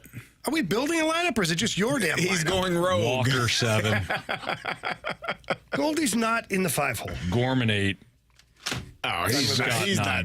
I don't. done with this. Do you want power or not? It'd be nice if we had one guy with it, yeah. There you go. I got Gorman 8 for you. No, I don't want him in there. Well, where do you want him? The bench right now. We have to build a lineup that's working right now, Anthony. And that ain't working. Newt won't be in the lineup. Gorman won't be in the lineup. Goldie's going to hit 6th or 7th for me. All right. Playoff Who's game. your fifth hitter? Donovan. Playoff game. I like him at 6. I don't love Goldschmidt at 5. But obviously you do because you didn't But hesitate at all. Well, because you don't have it. I did hesitate. I'm the guy that said jam a mop in a bucket and put it up there. Yeah, but then right after that you went Goldschmidt. Yeah, because you don't have a 4-5 hitter, which is also your point. But Tommy Get Pham. on our team. Why would Tommy Pham not be poll. 5 or 6? I don't have him right now in the order. You don't have him playing at all. No. So think about that order. No, that's why I had him batting second. Because maybe he'll run into one. Goldie is not a 5-hole hitter right now. Goldie's a 7. You don't It's the have a 5-hole playoffs. hitter, which is also your point. It's the playoffs. No, it's not. In our scenario. It might as well. That scenario's gone now. I'm hoping to win a game today against It the is, Reds. though. It is the playoffs. Like, this is your playoffs right now. This is your So you should be Everything's playing on your the best line. your best team. I think your lineup stinks. Thank you. I think we're going to have a really fun September. Do you? Yeah. Talking about Watching the football? other teams? Yes, football. That's exactly where I'm going. Yeah. Yeah, the You're NFL's right, Marsh. back. The NFL's We've back. got Blues hockey starting with training camp in next month, and we've got college football and pro football. Mm-hmm. I agree. Things are looking up for us here in the fast lane. Mm-hmm. Nice work. Okay. So I think we covered that, right? I'm disgusted. It's all done. All right. NFL divisional preview, NFC West next on 101 ESPN.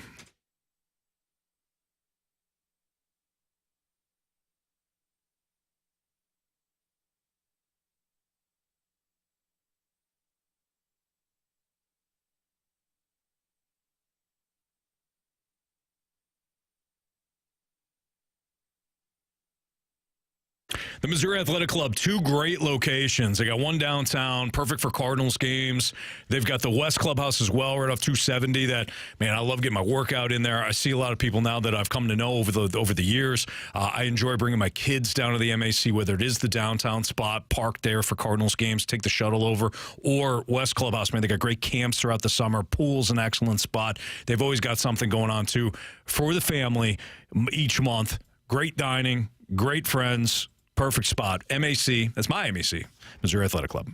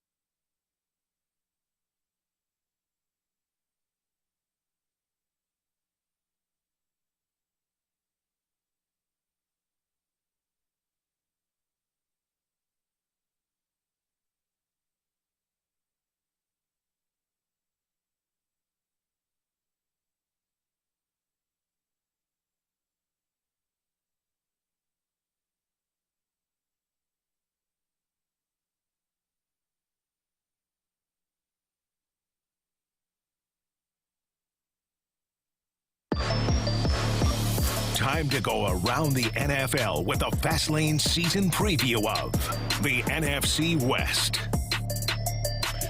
That's right. Time for the NFC West preview here in the Fastlane on 101 ESPN. The other day we did the AFC West. 49ers coming off a brilliant year once again. Came up short in the Super Bowl against the Chiefs, but otherwise, guys, that's the team to beat in the division. Are the Rams underrated? Maybe. They lose Aaron Donald, so that's a significant loss, obviously, for them. Defensively, they're going to be a different team. There's no doubt. Last year, they were a surprising team as to how they finished the season and getting themselves into the playoffs.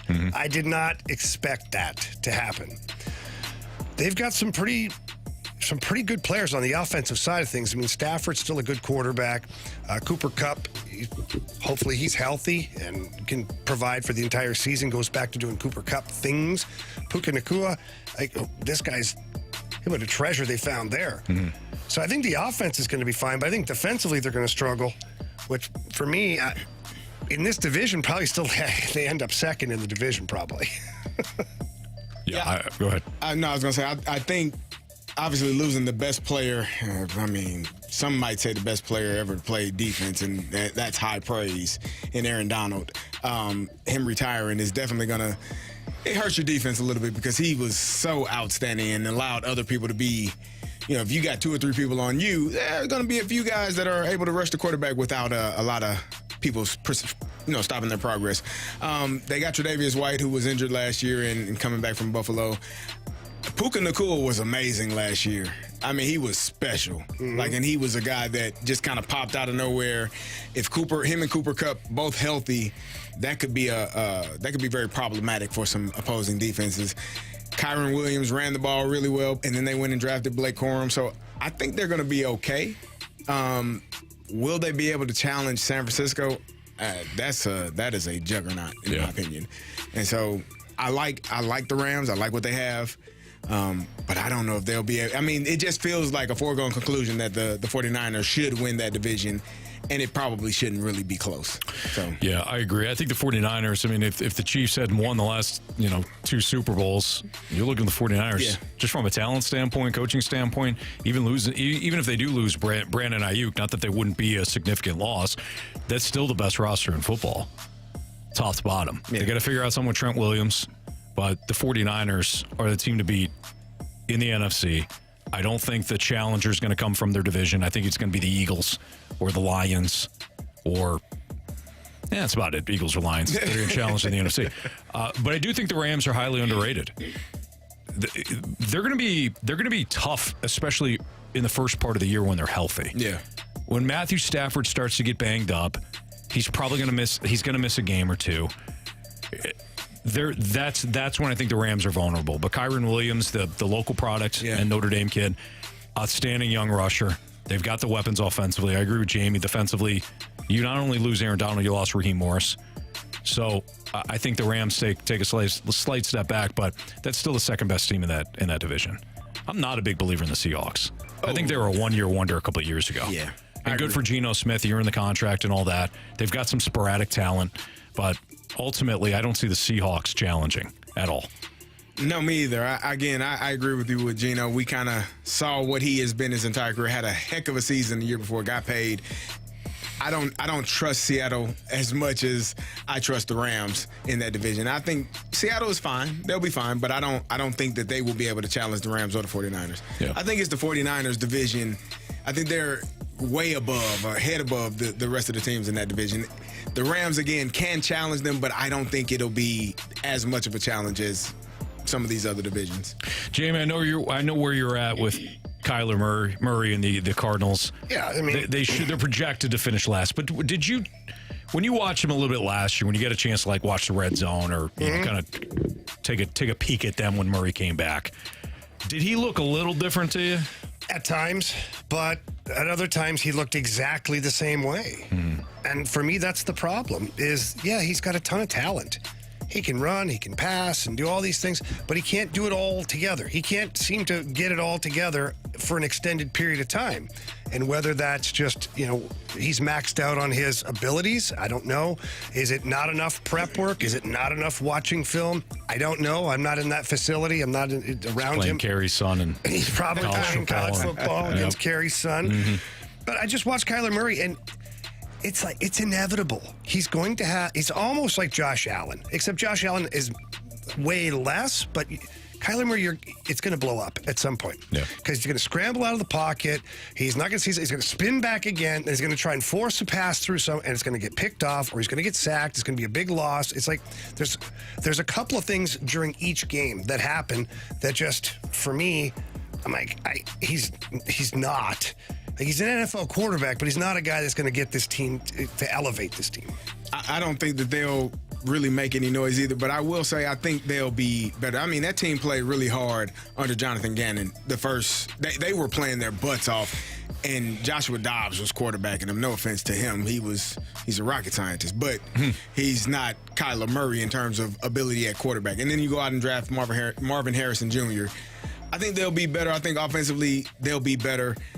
Again, they're just so much farther behind the 49ers right now. And if the 49ers are able to figure out the Brandon Ayuk situation, if they're able to get him to sign and stay committed for X number of years, it just feels like the 49ers are that much better and will be for the next 3 to 5 years. They just know what they're doing. I mean, from top to bottom, that's a great organization.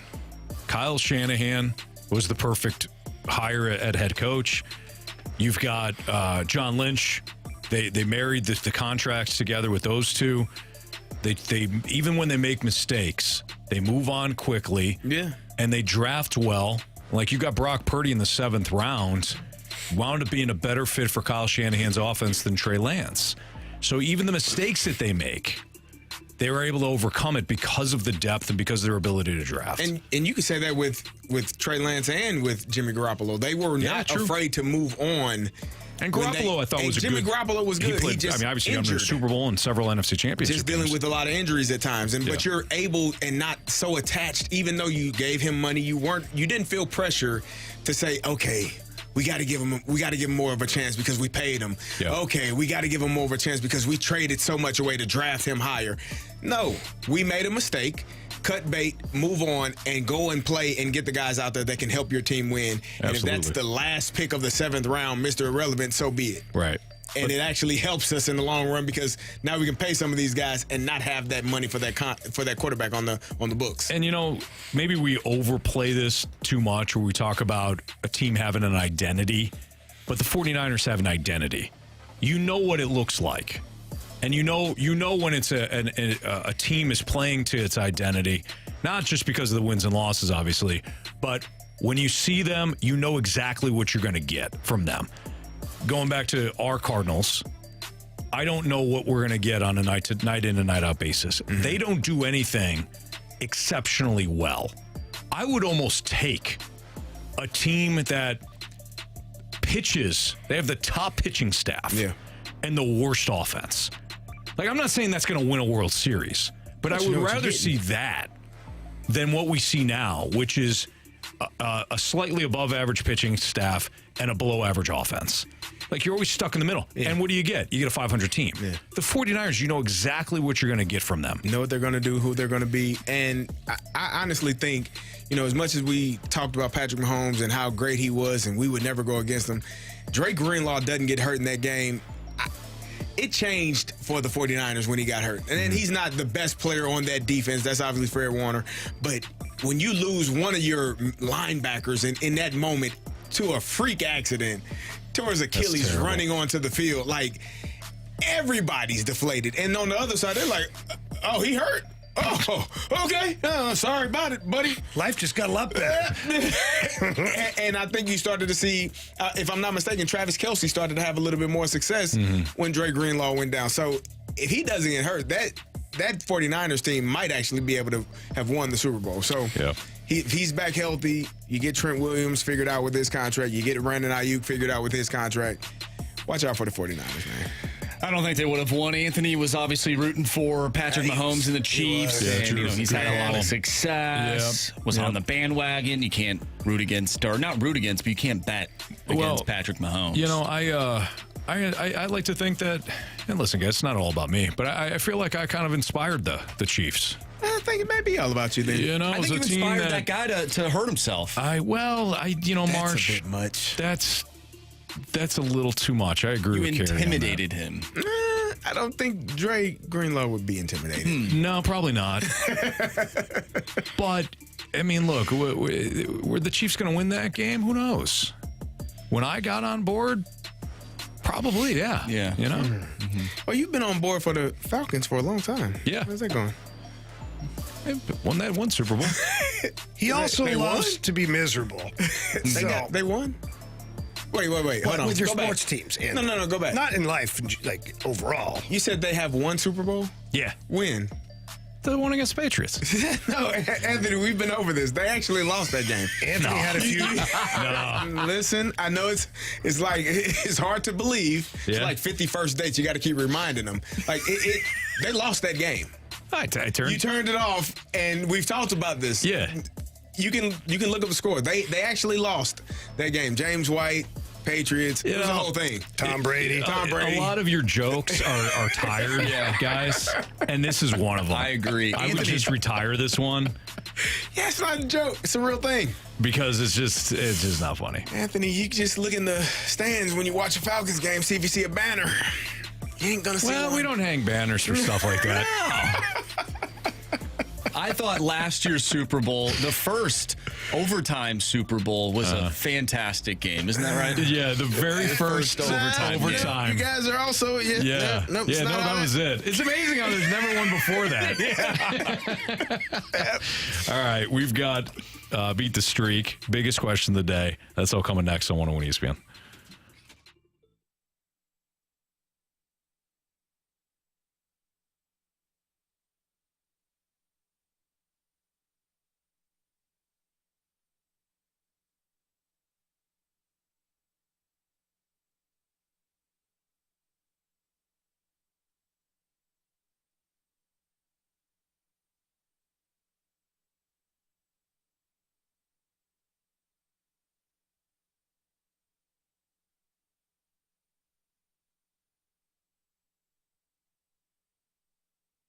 If you need a new ride, van, truck, SUV, car, whatever you look for, sports car, they've got them at Auto Centers Nissan Herculaneum. In fact, they've got over 700 vehicles all in one location. So when you drive out to Herculaneum, you will find the right car with the right budget and the right style that you're looking for right there in Herculaneum. In fact, start online. Go to AutoCentersNissan.com. You can peruse all of the vehicles that they have for you out in Herculaneum. You can check out the great prices, the great deals. They've got incredible incentives going on throughout the month of August. In fact, they're calling it their summer heat wave sale at Auto Centers. You can find select new Nissans with rates as low as 0% APR for terms as long as 84 months all month long, and you can save big on select new Nissans with thousands in Nissan bonus cash and dealer discounts. As always, 30-day new car return promise, complimentary lifetime warranty on new Nissans and eligible used vehicles, and complimentary one-year maintenance on new Nissan purchases. Check them out online, AutoCentersNissan.com, or in Herculaneum, it's Auto Centers Nissan.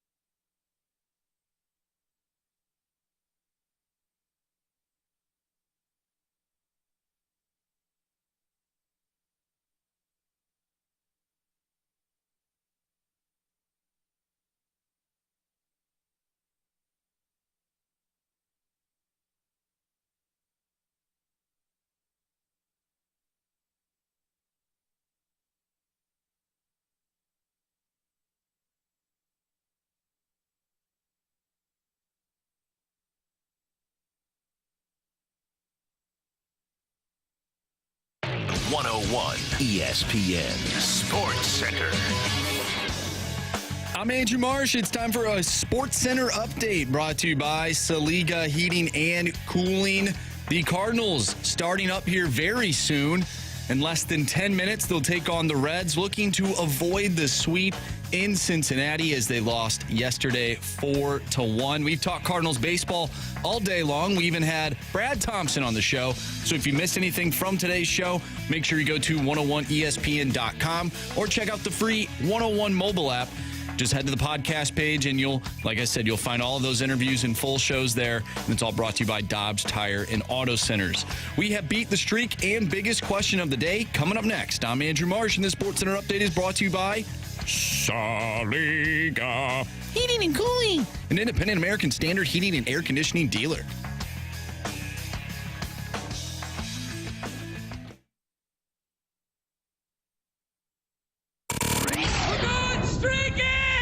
Hit baseballs. All of my successes depend on me. You ready to hit? The hits just keep on coming. And his first big league hit is a bullet up the middle. All right, time to play Beat the Streak here in the Fast Lane on 101 ESPN. And because we needed a new Beat the Streak contestant, we got our guy Jackson in today. So Jackson is going to join us for Beat the Streak. So Jackson, you ready to go? As I'd ever be. There you go. Good man. He's ready. He's confident. All right. Marsh, what do we got for latest streaks? All right. So Jamie has a current streak of 2. I have a current streak of 1. Anthony, you have a streak of 1 as well. All right. And Carey, unfortunately for you, fortunately for the city of St. Louis, Ellie Dela Cruz did not get a base hit. I don't think that matters. Still, yeah. And Dan, unfortunately for him, Alec Burleson did not get a hit yesterday, so that is why we have Jackson joining us for Beat the Streak. Okay, so Jamie had to take off. His daughter's playing a soccer game, so Jamie took off for the last 2 segments of the show, and he gave you his pick, correct? Yes, he is going with Nolan Arenado. Is that who he had for this home run, too, or no? Is he double dipping? Doesn't matter. I don't know who he had for home run. I have so many notes. I can't find it. I don't have my tab open. Yeah, I got too much. All right, Marsh, are you up now? Yes, I'm taking TJ Friedl. All right. This guy didn't get it done for Carey last night, but he didn't like Carey. He likes you. He likes me. Give me Ella De La Cruz to get a base hit tonight. All right. And then Jackson's up. I'll go. All right. I've got Brendan Donovan. I think you can't miss with him. Yes. All right. Donovan's my home run call. So, Jackson, I hope you hit, man. And I hope he hits it out of the park. Well, I'm going to go with this guy has been doing okay this series. Give me Spencer Steer. It's probably a pretty good one. Yeah, I mean, he's kind of hot. Got it done for Marsh last night. Yeah. Surprised he went away from him. His bad. He must know something. Yeah, the numbers, the numbers. The hell with the numbers. The numbers say the numbers. Net. Yeah. All right, Jackson. Good man. Nice job, Jackson, in today kind of observing us. And I'm sure he respects Marsh. Oh, yeah. So, Marsh is a good guy. Yeah. We're all good The guys. rest of us... you know what? He might not have a lot of respect for you now, Anthony, with the glasses and your belief in the Cardinals. Jackson's a huge Cardinals fan. Well, no, he is. He's the only one that stood up for his team today. He's also very realistic and understands where the Cardinals are right now. Am I speaking fairly? Gotta be rational. You gotta be rational. How old are you, Where's that Jackson? gotten you? I'm 15. 15. Gotta be rational. I'm 42. I'm never rational. He's going to go home and be like, is this how adults act? It's like, Mom, I don't know about those guys. Did you learn a lot about radio? No. Learned a lot about life. And what not to do. All right. Jackson, good man. All right. Marsh, what do we got now for biggest question of the day? It's time for the Fast Lane's biggest question of the day. All right, we get a text from the 618. How do you think Cardinal fans would respond to a front office who comes out and says, we're going to tear it down and rebuild for a couple years, evaluate our team, give our young guys a runway, and then contend in 2020X? That's a really good question. I think part of the fan base would applaud the front office for saying that what they have done has not produced the ultimate success. So let's go in a completely different direction. I think that same group would also have supporters of like, well, let's go with the young guys. Let's go with the youth.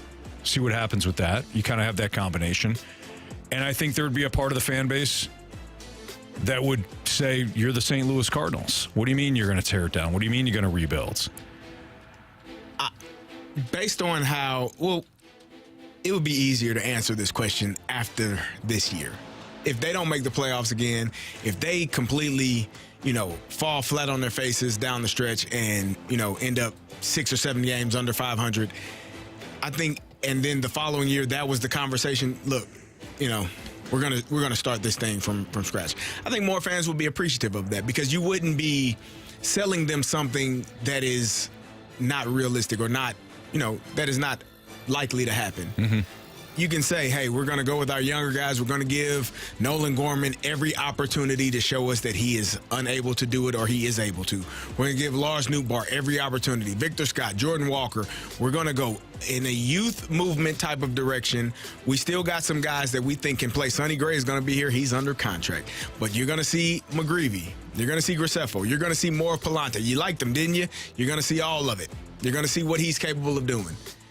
And it puts us in a position to where we can go out when these guys are ready and they are showing. We can go out and add a star or two to add to this roster, younger star or two, because we're able to pay them. I think fans would be okay with that. Yeah. I don't think fans are okay with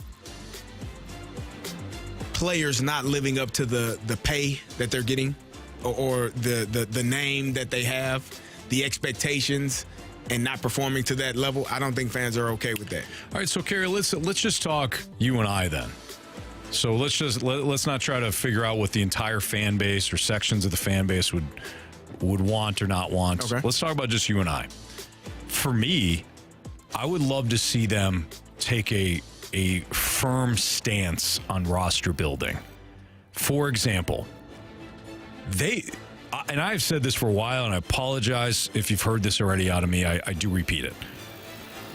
I know they're not going to be the Phillies, the Dodgers, the Yankees, what the Red Sox used to be, what the Giants have been at times. They're not going to be top spenders. Okay. Not because they can't, but because they won't. Yeah. They're running a business. They have a business model. It is a business where the ownership is allowed to make money. It's their team. Right. I understand that, okay? So instead of like standing up on the mountain and screaming at the ownership group for not spending more money, I understand that that's not going to happen. I would rather have them say then, and maybe to the nature of this question, I'd rather have them say, we're going with youth. We are going with the guys that we drafted and developed in this organization. Furthermore, we are pouring resources into our farm system. Yeah. More coaching, more scouting, so that when they get to the big league level, these are guys that we know what they are, and they just have to execute now. They just have to prove it. Yeah. Some of them will, some won't, but we're rolling here. And not be the team that is pretending to be a spender. We'll give $85 million to Wilson Contreras. Great, that has worked out. Yeah. The $85 you gave to Mike Leake did not. Correct. The $75 that you were giving to Sonny Gray will probably work out. Yeah. The $75 that you gave to Dexter Fowler did not. If you're constantly in that 40 to 85 range, you're getting guys that are good, hit or miss, but not great. Yeah. I'd rather have them go all the way in or say, we're going to do it the way, a more souped up version of the Brewers and the Rays and some of these teams that are not the Pirates that don't spend it all. The Braves. The Braves would be awesome if you eventually got to that. But those guys are guys that they have. The Braves to me would be the ultimate team building model. If you don't, and you if sign them early enough Yes. to where you don't have to overpay. Yes. You're not clutching your pearls when it's time to go Good call. to negotiations. Like the Rays. Yeah. You're not stressed out. You're like, you know what? I see the future here for you. You're well worth this 8-year, $100 and whatever million contract. Yeah. Because it ain't 10 years, $250 million. Braves and would be the I'm perfect okay with example. that. Yes. So yeah. And their farm system's still stacked where they can acquire Sean Murphy, and their farm system is still good enough. So yeah, that would be the ultimate model. For me, I would sign up for that. Because if you're telling me with the model that you're going with now, it resulted in 2 years, one of the worst years in 20, 30 years, and then another year where you still didn't make the playoffs and your team was better, air quotes, then yeah, what are we doing? Yeah. You didn't make the playoffs 2 years in a row with the guys you told me are supposed to be able to help you make the playoffs. Right. No, thank you. Yeah. And I would be okay with going in a different direction than your younger direction. Now that also means if we're going to the Braves model, you better be more active in the international market. The Braves are heavy in the international market. They know what's out there. It's not just free agency for them. It's not just the draft. I think the Cardinals have woefully missed, for whatever reason, on international signings. Right. And when they do, it's like they do in free agency. They dip their toe in the water. It's like, let Miss Diaz for $15 million. Boy, that's a lot. They don't even pay players that have proven themselves on other teams. Right. They're not going to pay for a guy that has never played in the majors. But if you're going to be the Braves, like we're talking about, you better. Oh, I agree. You should. Yeah. But they don't because they're risk adverse. And that is a risky move. Now, I guess the real question would be would they go in a youth movement? Because that definitely ain't going to get you $3 million in the gate. It will if they win. But when you're a young team, you probably ain't winning. Probably not. No. Not in 2025. Maybe in 26, 27. 26, 27, yes, because they got a little bit more experience under their belt. And you are able, hopefully, to sign one of those or two of those players that can help. But if you're talking about next year, you're going to move on from Nolan Arenado. You're going to move on from some of these older players, the pitchers that have team options for 2025. And you're saying we're going youth. You're probably going to be close to what you were in 2023 in terms of record. Burleson will get people in the seats. Yeah, he's a star. Well, He's a St. Louis star. But, no, listen, in all seriousness, let me state the obvious here. And I'll state the obvious, and I'll state the obvious for a reason. Nobody cares if you win. Nobody cares how your roster is built if you win. Correct. I guarantee you the same people that are like, you got to spend. Well, we're 15th in payroll and we've got, a 90-win team. Hey, you know what? Good for me. Yeah. No, you don't have to spend. You're pissed off because they're losing. Let's just be honest about this. I agree. We're ticked off not because the Cardinals spend, it's because they don't spend wisely. We're ticked off because the Cardinals we're sick of them being a mediocre product, and then we search for reasons why they're a mediocre product. But if they went with a youth movement, or to what they have now, I mean, would you consider this a youth movement? If they peeled back some of that's what I'm talking about. Drafting guys, developing guys like you have right now, rolling with that, but not being really active in free agency. I mean, not even have that be an expectation. You know what I mean? I'm just saying, in other words, instead of Lance Lynn and Kyle Gibson's been good, Lance Lynn has not. We're going to go with the young. Palante's going to be in the rotation, or McGreevy's going to be in the rotation. Might be a year too soon, but we're going to go that route instead of. Because what you're doing now, you're not having the success either way.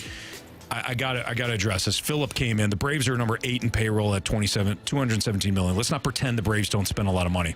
You missed out on the previous statement there from Carey and I. Once they figured out who they wanted to spend on, they spent on their own guys. Yeah. Now, did they acquire Matt Olson and pay him? Yes. Murphy got a new deal. But when you look at the guys that they have, it's a false narrative because they screwed Acuna. Well, then technically they screwed Ozzie Albies too. They signed guys. How did they screw them? Right. Because they signed the contract. Because as a young player, $100 million is more than what you've seen. They signed the deal. They signed it. Yes. And if you are smart, again, I've seen the Pittsburgh Steelers do this. sign a player before he was going to hit that number that made them uncomfortable. Right. Because that's what smart organizations do. Hey, you want $35 million? Now, if you wait a year, you might get 70, but I don't know, you might get hurt. So you want 35? I'm a free agent. Hell yeah, I want it. The Braves, by the way, were 9th in payroll in 2022. The Cardinals were 13th.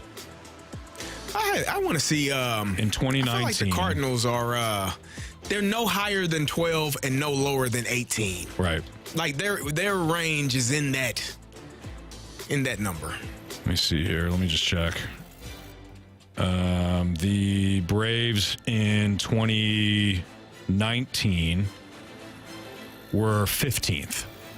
So, Philip, I'm with you. I understand where you're coming from, but they increased payroll by spending on their own guys. So that's where Carey and I were coming from. We're not just talking about like this season. You're right. They're 8th now. They do spend money, but it's how you spend that money, where you allocate those funds. That's where Carey and I were coming from. But I understand your point, Philip. All right, let's get to Bet the Board 3 stars of the day. Criticisms, compliments next.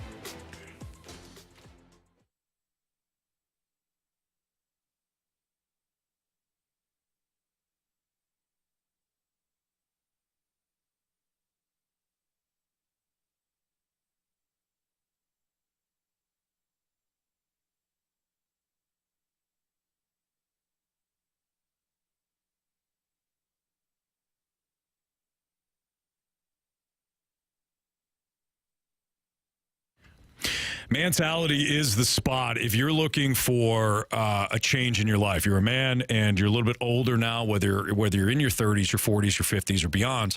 If you're still looking to stay active, but you have low testosterone, it's difficult to do so. You may feel irritable. You might feel like you're low on energy. You might be reaching for the energy drinks constantly, and you don't know why, or you're ticked off at yourself constantly because you're not doing things that you did when you're younger. Some people accept it. Some people say, you know what? I still got a lot to go on. That's why Mentality exists. Jamie and I went down there. Actually, I took Jamie's lead because I saw Jamie lose weight, feel better, get more optimistic about things, tackle even more jobs than he already had. And I said, you know what, give me some of that. So I went down to Mentality as well. They're board certified experts. They sit down with you. They're phenomenal. They talk to you about how you're feeling, talk to you about why you might be feeling that way, and then when they draw your blood, if you are low on testosterone and other vitamins, like Jamie and I were, they get you on their program, and the program works. It's in short order. You start to feel better. You start working out. Everything comes into place. You start to eat better. It's a fantastic program. A lot of most insurance covers Mentality. Talk to them. Head down to one of their 2 locations, Chesterfield or South County, or visit them at lowtusa.com. It's Mentality.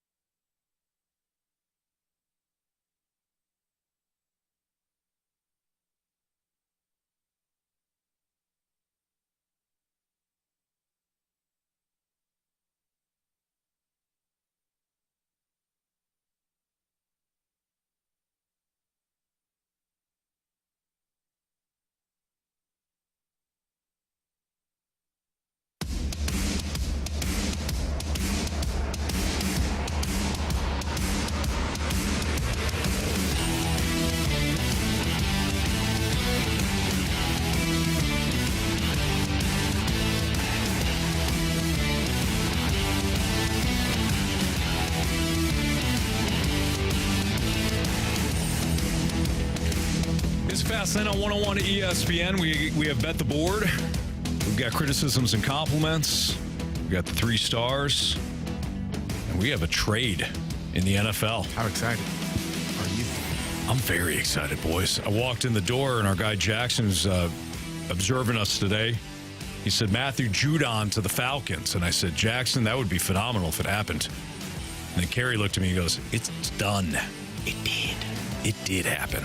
According to Adam Schefter, Falcons give up a 3rd-round pick for Matthew Judon, previously the Patriots. So I'm pretty stoked. Good for you, man. Cardinals heading to the playoffs, and football's right around the corner. If you missed anything from today's show, you can always download the podcast, available at 101ESPN.com, your 101 mobile app. It's all brought to you by Dobbs Tire and Auto Centers. Hey, you can join us for our 2nd annual Blues and Brews on Friday evening, September 20th at Anheuser-Busch Brewery. Get fired up for the blues season at this outdoor street party featuring live music from country music star Matt Stell and St. Louis's own Charles Glenn Group, plus appearances by blues players and alumni, food trucks, 101 giveaways, and more. Tickets are only $20 and are on sale now, and you can learn more at 101ESPN.com. Marsh, what do we got for bet the board here? Yeah, nothing's really changed standings-wise. It will go Carey, Jamie, you, and then me. Did everybody win again? We all won again. Wow, 2 days we in a are row. hot. I need you guys to be less hot. Wow. Well, no, I don't want to. I need you guys to be less hot. No. Okay. All right. Give me Jose Ramirez. 1.5 hits, runs, and RBAs. He's minus 150. All right. Jamie, give you a pick. Yeah, Jamie's going with the Dodgers money line. Dodgers money line for Jamie. All right, I am taking Robbie Ray over. That's a big number.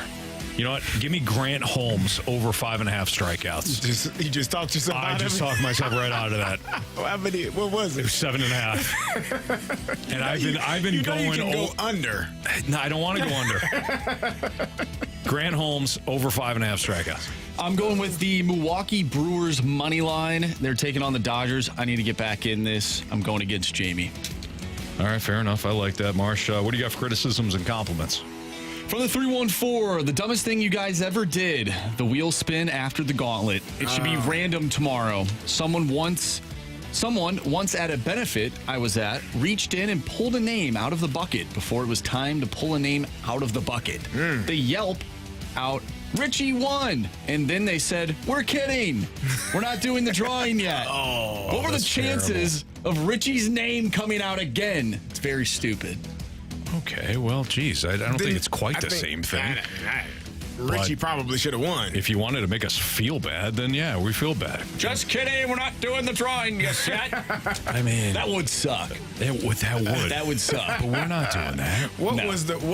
What did Richie win or not win? He didn't win.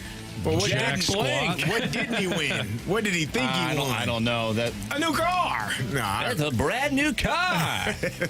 We would fight. That you have to pay a bunch of taxes on. Anyways, don't mention that part. We got a text from FedEx Colton. Just when I thought Action Jackson was getting his shot in the fast lane, it's a different Jackson. Jackson, we appreciate you coming in today, man. Hope Good stuff. Fun. Yeah, definitely. Yeah, I appreciate this opportunity. Thank you, guys. Yeah, of course. Absolutely. All right, 3-star. What's that? There's my Donnie hit. Hey, we just got to say, all right, we'll be back tomorrow. Nice, there you go. So Jackson will be joining us on the phone tomorrow, at the very least. Yeah. All right, real quick, 3 stars of the day. 3rd star goes out to the 618 from calling it from day one that the Cardinals would miss the playoffs. 2nd star of the day goes to Anthony Mozeliak's "We're going to rally around Kurt Warner" speech. And our 1st star of the day goes to Jackson. Yeah, there you go. I like that one a lot. All right, we appreciate everybody being tuned in and watching throughout the course of the day today. We'll be back tomorrow at 2 o'clock. For our guy Andrew Marsh, Jamie Rivers, Carey Davis, I'm Anthony Stalter. We will see you.